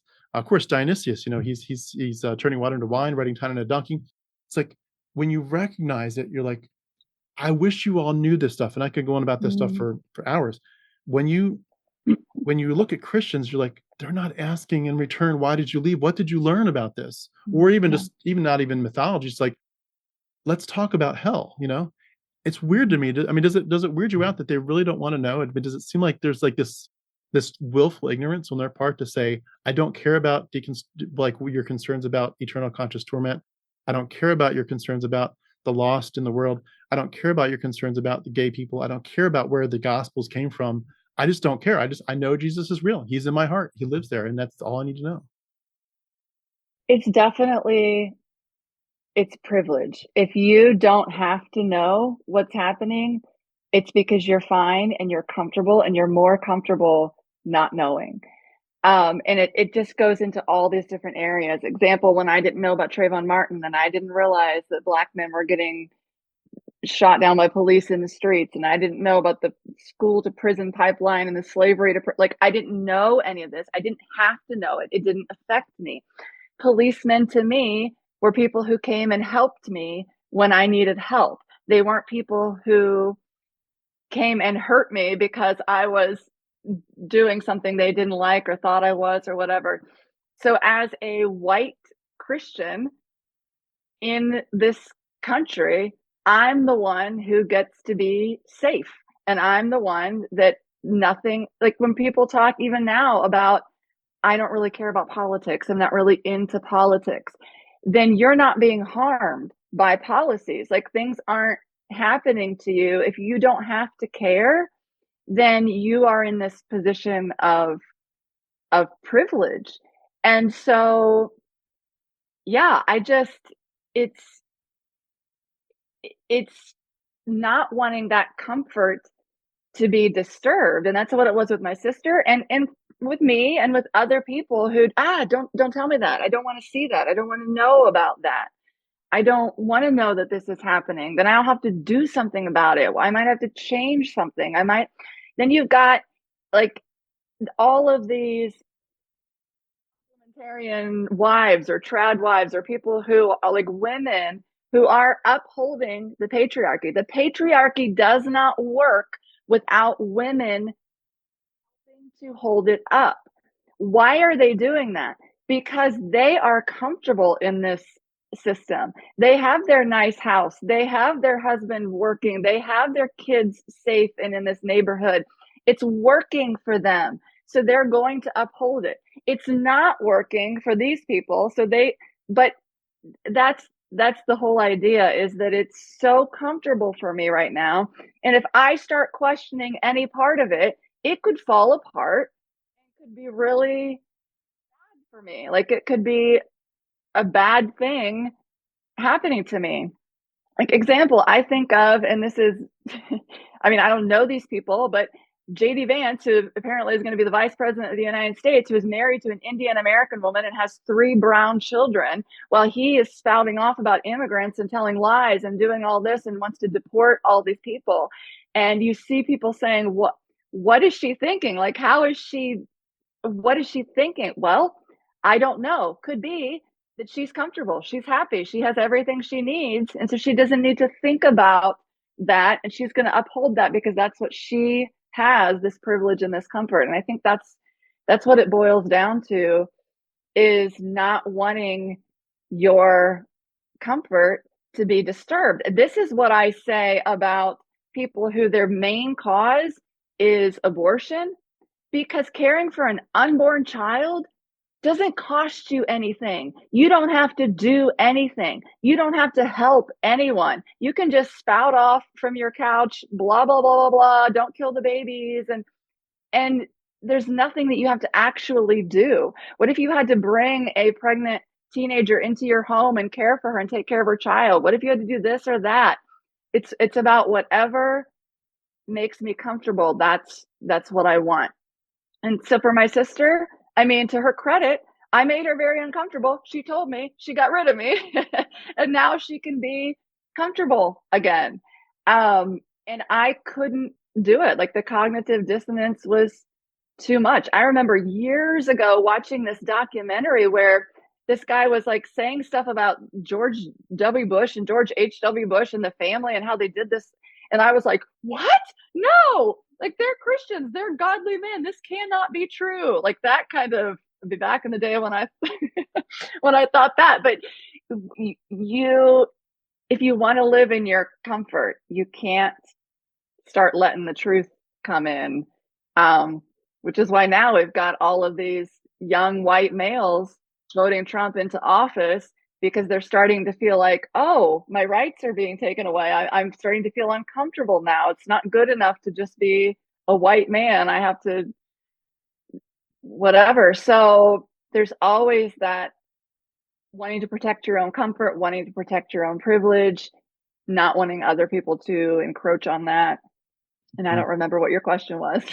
Yeah, no, I know you answered it. That was good. I think that's absolutely correct. And I wonder too, sort of as a somewhat related idea too, of why people don't really care to know why you left. I think that idea that people have brought up, like the terror theory, that if you're right, if you're right that Christianity is irrelevant and it's basically a false worldview, an erroneous worldview, a mythology-based worldview, if you're correct, then number one, I don't go anywhere when I die, most likely, and that's terrorizing.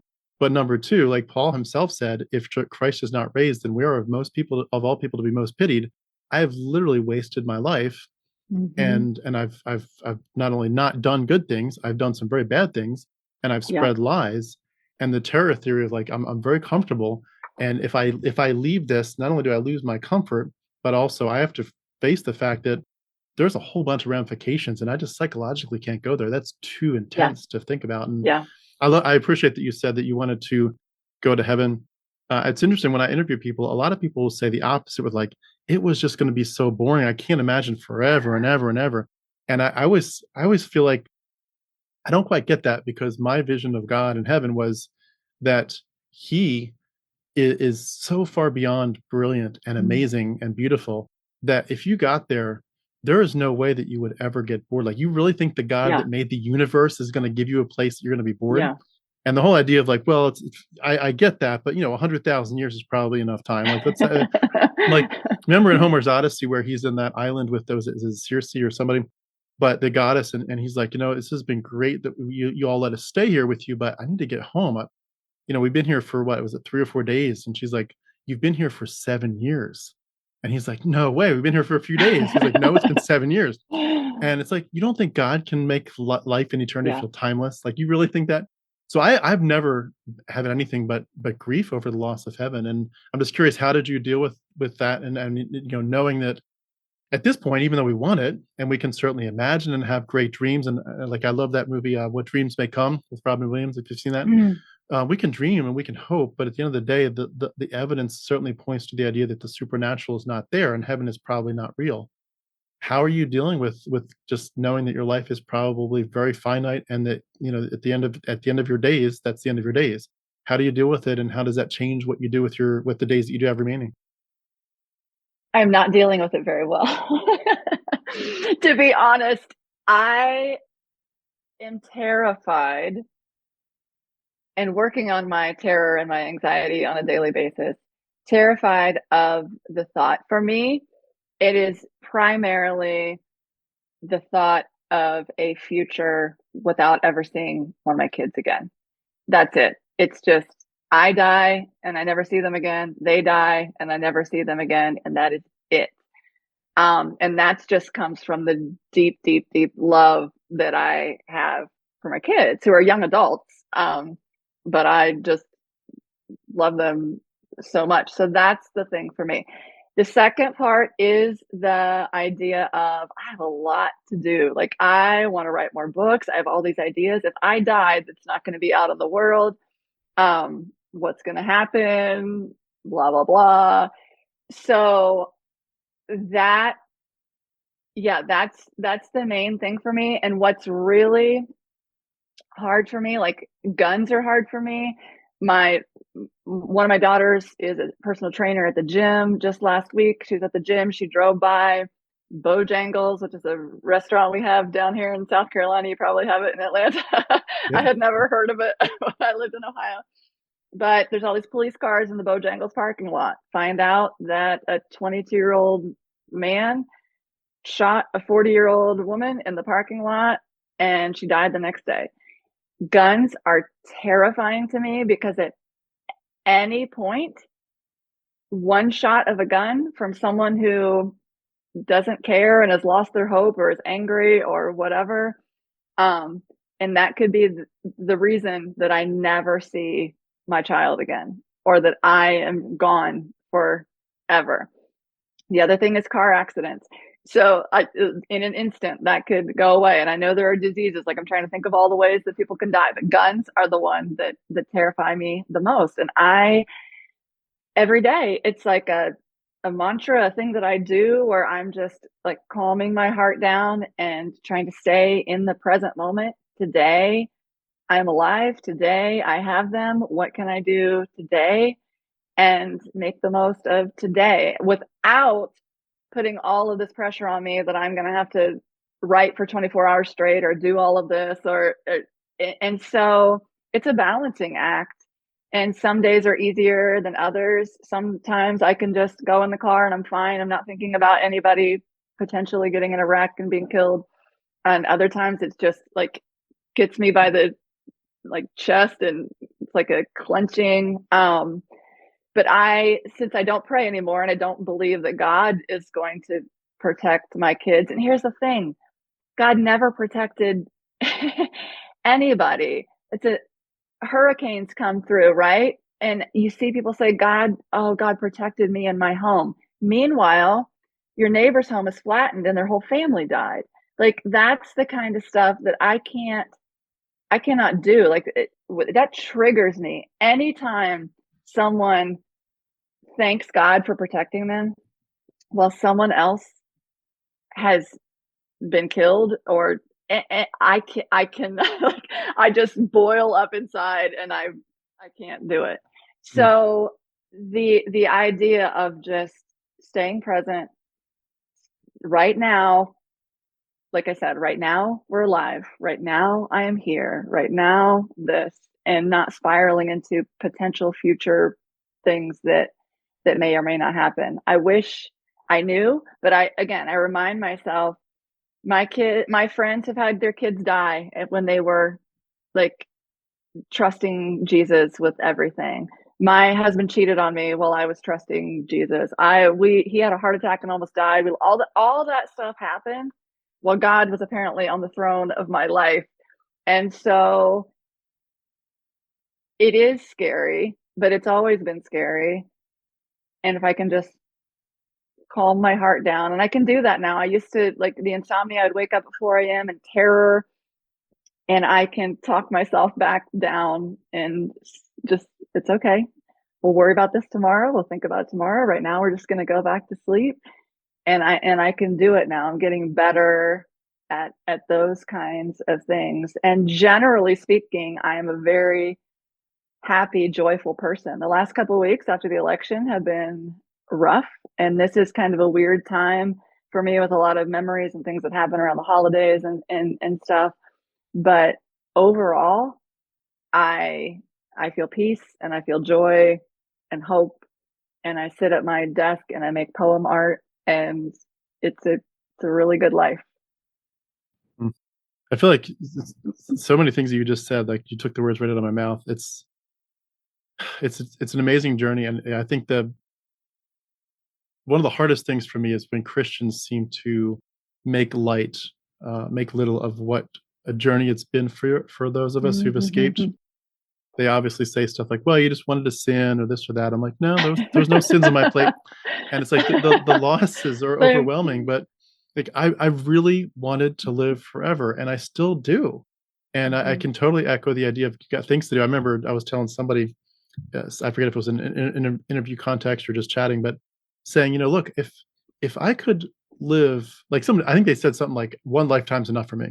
Like, I would want probably 5 lifetimes just to live 5 lifetimes in a library before I like that just starters. I'd want at least one lifetime just to do painting, one lifetime to do sculpting, one lifetime to like learn foreign languages, another lifetime to learn the weird, extra one-off foreign languages that no one really speaks anymore. I'd want a lifetime just to focus on poetry, a lifetime, many lifetimes just with my kids.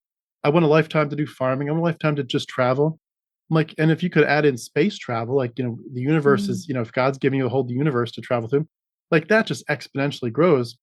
I would want an endless number of lifetimes just to do all the stuff that's kind of selfish. I'm like, but if in eternity we're going to be geared to being like honoring God and praising Him, saying thank you so much for saving us, then you add all those together. Like eternity is not enough. Like it's never enough.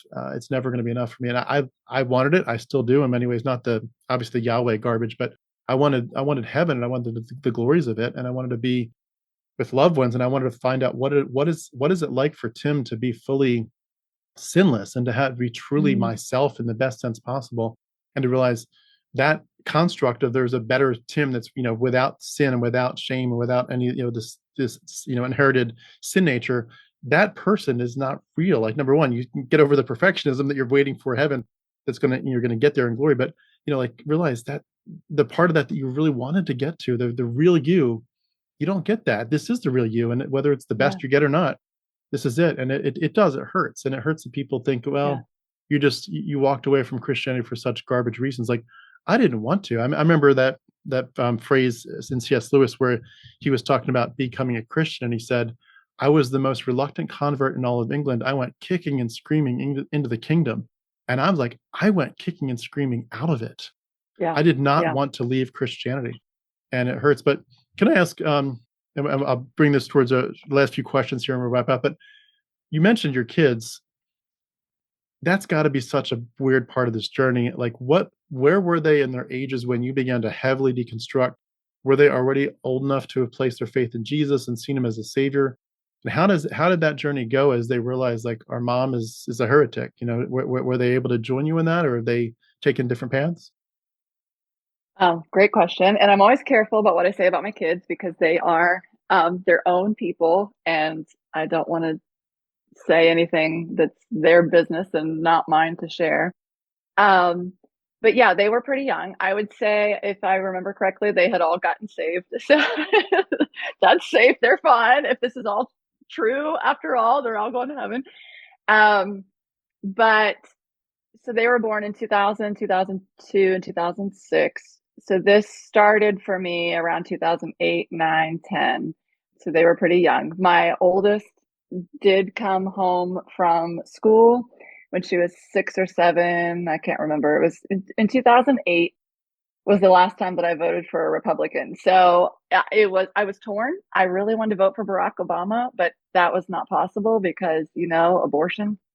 And so something either I said or her dad said, she got off the bus and she had told one of her bus friends that we had to vote for John McCain because Barack Obama wanted to kill the babies.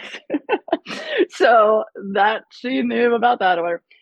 In 2012, I did vote for Barack Obama, and my husband voted for Mitt Romney. So our votes cancel each other out. But then I didn't look back. And not that it's just a Republican Democrat thing, but the whole idea of not being able to vote for a Democrat because of abortion is still happening in 2024. Like, there are people that legitimately, that is the reason that they're voting for a racist, rapist, felon, because of the babies.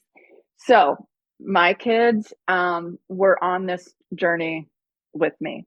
Currently now, I can't speak for them, but I will. I wonder if I could find this really quick. There's a poem that I wrote. There's a whole section in my book Whole about my kids. And it's just called Train Up a Child.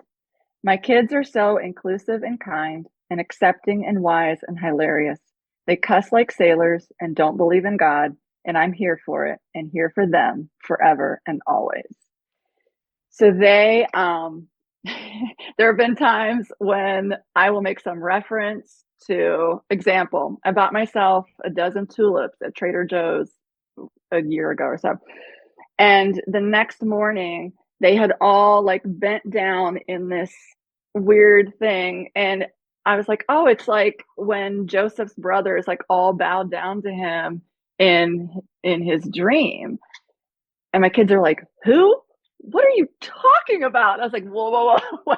Wait, you don't know you don't know this story? Like, the Bible is so, I've read it a million times. I know every story. I read these stories to them when they were little. And how do they not know this? Another example, this poem isn't from my book Jaded. It's called 10 Years Ago. Time for our nightly bedtime story from the Jesus Storybook Bible. Abraham sacrifices Isaac. My 10-year-old sees the page before I begin. Ava, oh no, I don't like this one. It's so scary. Mom, would you ever do that? Me, if God told me to. Ava, we'll do it on Livy or Nina. And so they have that. I'm sure there is trauma from it, and we are working through that. But it started at an early enough age that, like I said, they don't remember the Bible stories. They don't have the same baggage. Recently, I was very worked up about some people that I knew back in Ohio that have started this thing where they're busing kids away from school to go learn about the Bible, and then they come back. It's a public school thing. It's gotten really big. I was furious about it that they're able to do this. And one of my kids is like, what's the big deal? So they go learn. I'm like, you don't understand like the indoctrination and the like. It's not a big deal to them. And so yeah, they are some of the most amazing humans ever. I've had people ask me, how do I get kids like yours that are so grateful and they don't take things for granted, and then they're so kind? And like, well, you like have their dad have a heart attack, lose all your money, move into low income housing, meet people in Cambodia, learn another language, your dad like all of these things that have happened in their lives that have made them who they are. I wish that they could have had like entitled beautiful, wonderful childhoods, actually. The sacrifices that they had to make against their will, they didn't ask for this, have been what have turned them into these beautiful humans now. um but it's not fair, and now it's me, like their dad is out of the picture, left, hasn't given a penny to them in 4 years. So it's me wanting to kind of redeem some of that from their earlier years. And but yeah, as far as I don't know what labels they would give themselves, or if they even care enough to have a label, whether it's atheist, agnostic. And we have discussions a lot. I mean, they're really smart. They know a lot of stuff. They teach me things about Gen Z that I'm up here in Gen X. I even had to, for years, months at least, I could never remember what generation I was. And I was like, ask my 14-year-old, what generation am I? She's like, X, mom, your generation X. So we got it. So yeah, they're great. I was just on a podcast called Deconstructing Mamas, which I'm really grateful for the work that they do, because they are helping. It's terrifying as a mom. Are you doing this thing and ruining your kids, and you want to give them safety and security and comfort and all of that? So yeah, being a mom is one of the greatest joys of my life. And like I said, one of the greatest anxieties, because anything could happen and I can't imagine life without my kids. Yeah. And I've interviewed both the deconstructing mamas. They're awesome. I love their work too. Yay! Can I ask, with sort of, you mentioned before that, if you could have lived forever, one of the reasons you would have wanted to is just a lot to do. But Yeah. sort of piggybacking off that in a humorous sense, there is a lot of things that you are doing. You started that way with your bio. You've done a lot so far, but you are a project person, which I love. I respect that a lot. I love that. I'm the same way. I've always got a million things on my to-do list, and there's never a dull moment. What is it? Idleness is the devil's workshop. Got to keep the devil away. But Yeah. what would success look like for you? Say, if you could see into the future 5 years from now and say, this is what's on my heart now. I don't know what 10 to 15, 20 years is going to be like. There's a lot of things that'll change over time, and culture will change, and hopefully presidents will change. A lot of things will change over time. But like for where you're at now, with the skills, and the interests, and the drives, and the passions, and the all the things that you know how to do already, and you're learning to do, and the ways that you can influence the community, what would you say is the deepest desire of your heart right now, and what does success look like for the next, say, 3 to 5 years for you? Okay, so I dream of the day when my own writing, my own books, and I suppose I'll have to put speaking in there. I used to speak all the time. Then back in my conservative Christian days. And I know that's the key to getting people to buy your books, is go out, speak. I was telling women how to have great sex with their husbands, so so I I would think that would love for sell. my it did. Here, okay, I have my books here. I don't know if you said you were on Amazon and saw. So is that all he thinks about? How to Yeah. enjoy great sex with your husband. I have 40 copies of this book, From Blushing Bride to Wedded Wife. And I have a plan. I'm gonna do some blackout poetry, some things with that. That's some of my projects. Some of my projects involve redeeming things from my past. So I love for my own writing to pay the bills so that I can spend all of my time on these projects that I have. Right now, I have to earn money a different way. Thankfully, I am earning money by writing and editing. So I don't have to go to McDonald's or go to some job somewhere to pay my bills, and then I write.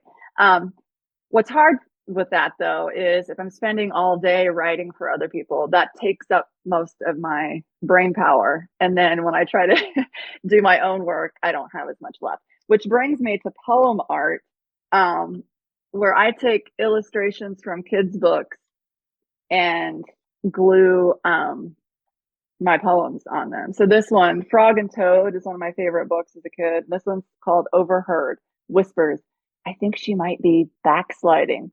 Oh, hell no. I'm heading down this puppy face first. So I just do Nice. all of that. Since the poems are already written and I have all the books here, I can put a show on my laptop and just glue and all. It's very cathartic, but then I can share it online and I give the poem art away. So it feels productive to me because it's helping promote my poetry and my books, but it's not requiring any thought from me. It's just me assembling. I mean, a little bit of thought because I have to match the poems to the illustrations. But so I've got my poetry trilogy, and then I recently self-published these two books, which Nice. they're about cutting up poems. So there's no poetry on the back, it's only on the fronts of the pages. And I really want people to cut these books up and make their own poem art. This one, Poem Art Therapy, is all poems about divorce and infidelity. So that has been a cathartic thing for me to write about the things that my ex-husband has done and then make art out of it. And then my newest one, the What Makes You Fart, find your passion and figure out your life by the time you finish reading this book. And that is tongue in cheek. That is not really going to happen. But I do believe that whatever, like I fart when I go into bookstores, in the library, other places, and I think that's where I'm happy. That books, like you talked about being in a library, that's my happy place, is being surrounded by books. So figuring out what makes you fart, because so many people don't want to live forever or don't care about heaven because they don't know what they would do. They don't have something that wakes them up every morning.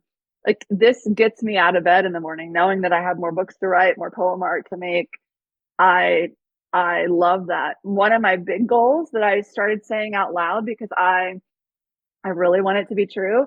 I don't know if you're familiar with the MacArthur Genius Grant, which is a grant that is given to people who are doing something amazing in their field, whatever it is.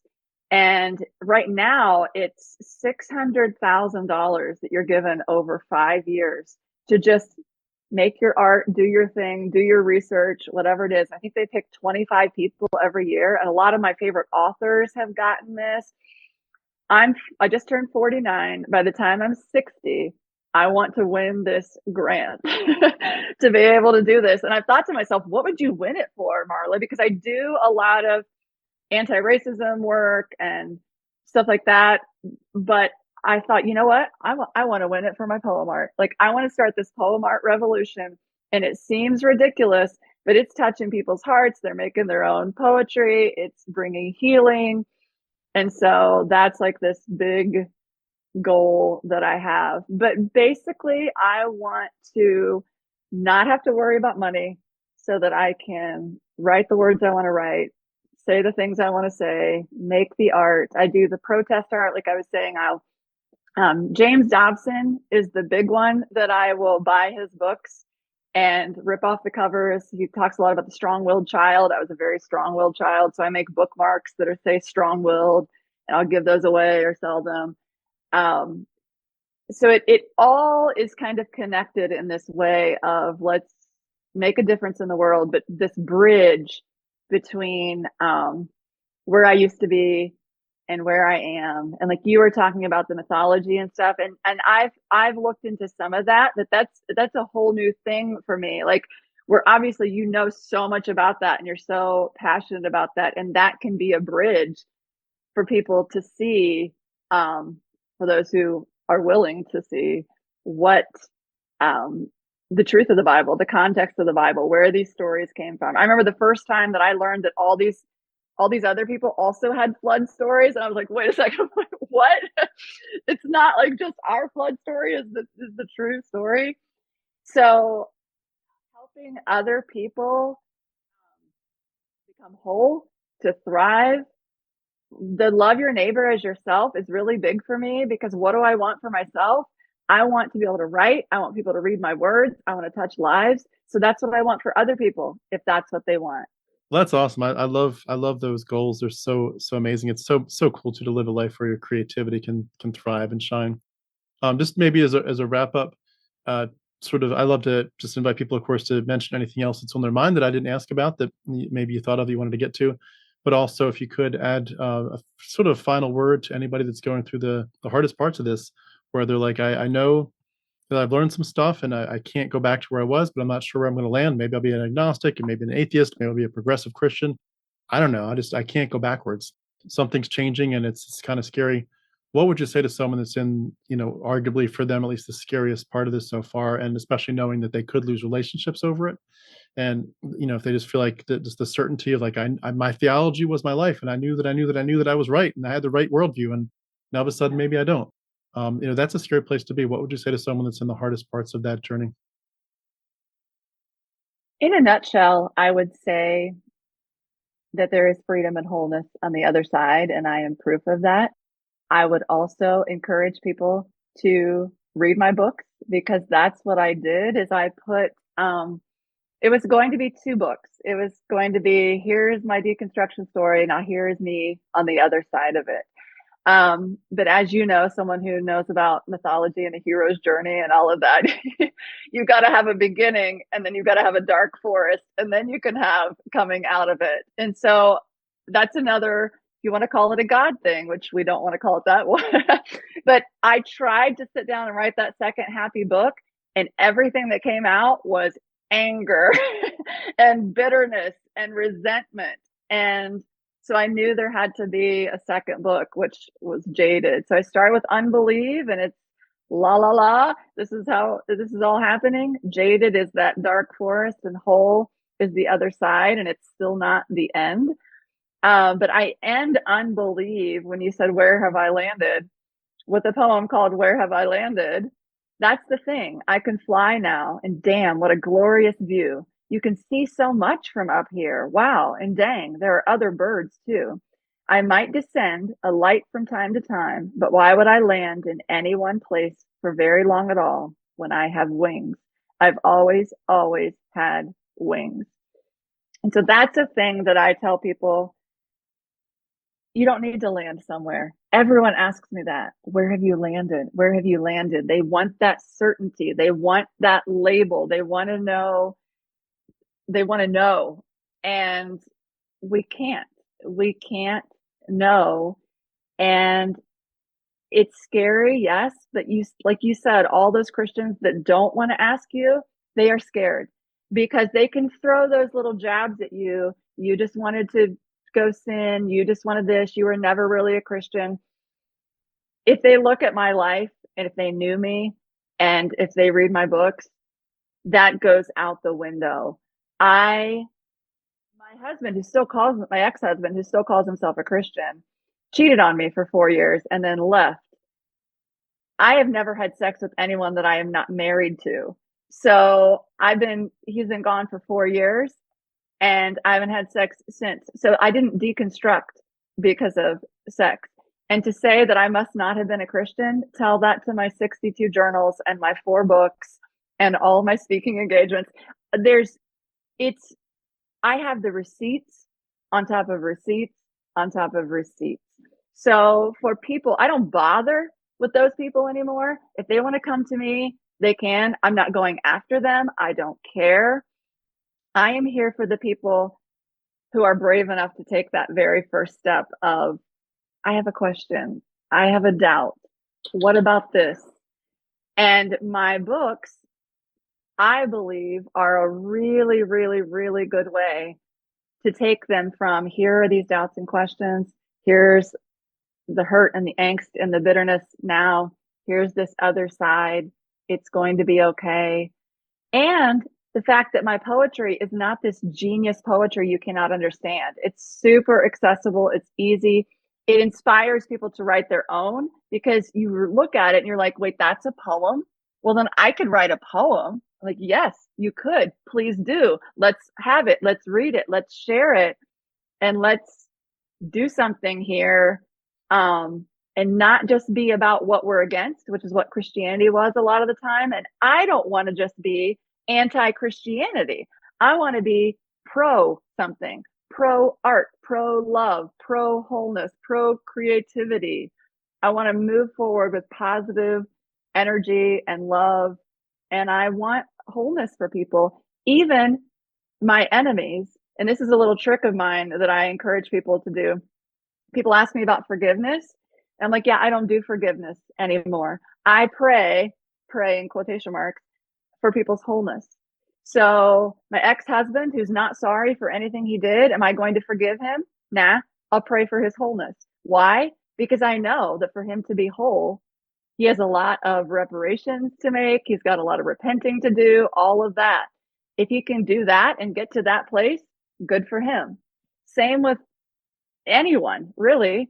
My prayer for you is wholeness. No, I'm not going to forgive you, but I do want you to be whole. But I know what it takes to be whole. And you can't just say a couple words and boom, wholeness. You're going to have to do a lot. So it's going to be okay. We can do this. And it's really, really, really, really, really great on the other side. Mm, I love it. And I would just want to ditto what you just said. The peace on the other side of deconversion is so immense. And I tell people I had more peace in the first week of deconversion, probably the first day, than I did in 43 years as a Christian. That's very telling, Oh, very, very telling. And I think wow. part of it is because it isn't that it's you suddenly have this, rush of endorphins or something. It's just that you've spent 43 years trying to make something work that was never going to be able to work because it's Yeah. mythology. You're trying to Mm-hmm. make this your life and build your foundation on we thought it was the rock, the solid rock on which I stand. You're like, it's not a rock. This is quicksand. And you've been standing on quicksand the whole time thinking, I know this must be the place of peace. And you just keep on sinking. And the reason you're sinking is this isn't the right place to live your life. And to think I'm finally on stable ground for the first time. It's new. I'm rediscovering my identity, but I at least have a shot at figuring out who Yeah. I am and how I want to live my life. And there's immense peace in that, and the Mm-hmm. autonomy and just the self-respect. Like I wasn't a sinner this whole time. I didn't have a Mm-hmm. sin nature this whole time. I don't have a God looking in my head this whole time. Like, wow, there's a lot of shifts that occur here, and it brings just an immense amount of peace. And I encourage people the same way. Like, it's scary at first, but there will be a point at which something clicks, and you're like, oh, I see. Oh, shit. Like this is Mm-hmm. oh, wow. And you just keep on saying that. You're like, the Yeah. epiphanies just keep kidding. Yeah. And I liken it to when Neo in the Matrix, when he's first, he's escaped it, but then they're teaching him like jujitsu, and they just plug him in, and it's like takes 10 seconds. And he's like, bam, I know jujitsu. And they're like, Mm. "Whoa, Mikey likes it." Like, he's like, "Oh shit!" Like, wow, I know jujitsu, but these epiphanies start coming to you, and you realize there's so much of what you were basing your life on is so false and so toxic. Mm. But also, like, I people tell me they went through like a big depression when they deconverted, and I understand that for sure. But I honestly started laughing like the hour I deconverted. Mine was not slow. Mine was very. I studied for 3 long years, not thinking I was about to deconvert, and it Yeah. all flooded in 1 hour. Literally 1 hour. I was like, oh my god, God's not real. Like it's not real. It's Wow. it's it's all fake. But I literally in that hour started laughing, thinking, I just won the lottery. I could have gone to my deathbed thinking this was all real, Mm. and at least I escaped. Like this has been a crazy journey to get here, but I did it. I Yeah. escaped. How crazy is this? But I won the lottery. And the Yeah. joy of like I've got myself back a little bit, and maybe I've got a chance to be safe in my own mind again for the first time. It was a game changer. So good stuff. Whew. Good stuff. What I just want to ask, what would you say for people who want to connect with you is the best way to get started? Should they start with your book, start with your Substack, start with your Instagram, or all the above? Whatever makes them most comfortable. I spend a lot of time on Instagram. Mark Zuckerberg owns everything, so I'm always a little bit worried about Instagram threads, Facebook. My Substack is called Writing Wholefarted, but you can also just put my name in, Marla Taviano. So I do poetry there every Thursday. Sometimes it's a new poem, sometimes it's an old poem. I don't write much because there's just so much out there to read. I can't even read all the ones that I subscribe to. My books, yeah, definitely. I definitely would love for people to read my books, starting with Unbelieve. I have a poem in Whole that Unbelieve is the soft opening, Jaded is the bitchy little sister. And you could skip right to Whole if you want, as long as you realize that in real life, there's no shortcut to wholeness. You do have to go through this, even if it's just the 3 years and then the 1 hour like yours, or it's 10 years like mine. But I love connecting with people. I give my poem art away on Instagram constantly. They're not my illustrations, so I don't sell it. It's just really a labor of love and then a way to get my art into your home and your life. And I do. I love meeting people, connecting with people. I love connecting with people who heard me on a podcast, saw me on a YouTube channel. That's always a lot of fun to see how that works out. But yeah. That's awesome. Well, I did just want to mention too, every once in a while we do what I call a deconversion poetry slam. So I'd like to give you a heads up when it comes up. When it happens again, I'll schedule one shortly. But I'd love to have you on and just come on for a few Yeah. minutes and share your story. And well, of course, we'll also drive people when you come back on a second time to your channels and to our interview today. But I'd love to have you back for some of your poetry. That'd be really cool. Sounds good. So, well, thank you so much. I'll just wrap up by saying we've been speaking with Marla Taviano. Again, please go like and subscribe. Check out all of her great work. And Marla, so good to get to know you and to hear your story. I really appreciate it today. And keep up the great work. We need voices like yours in the community so badly. So thank you so much. You too, Tim. Thank you. Thank you. Bye.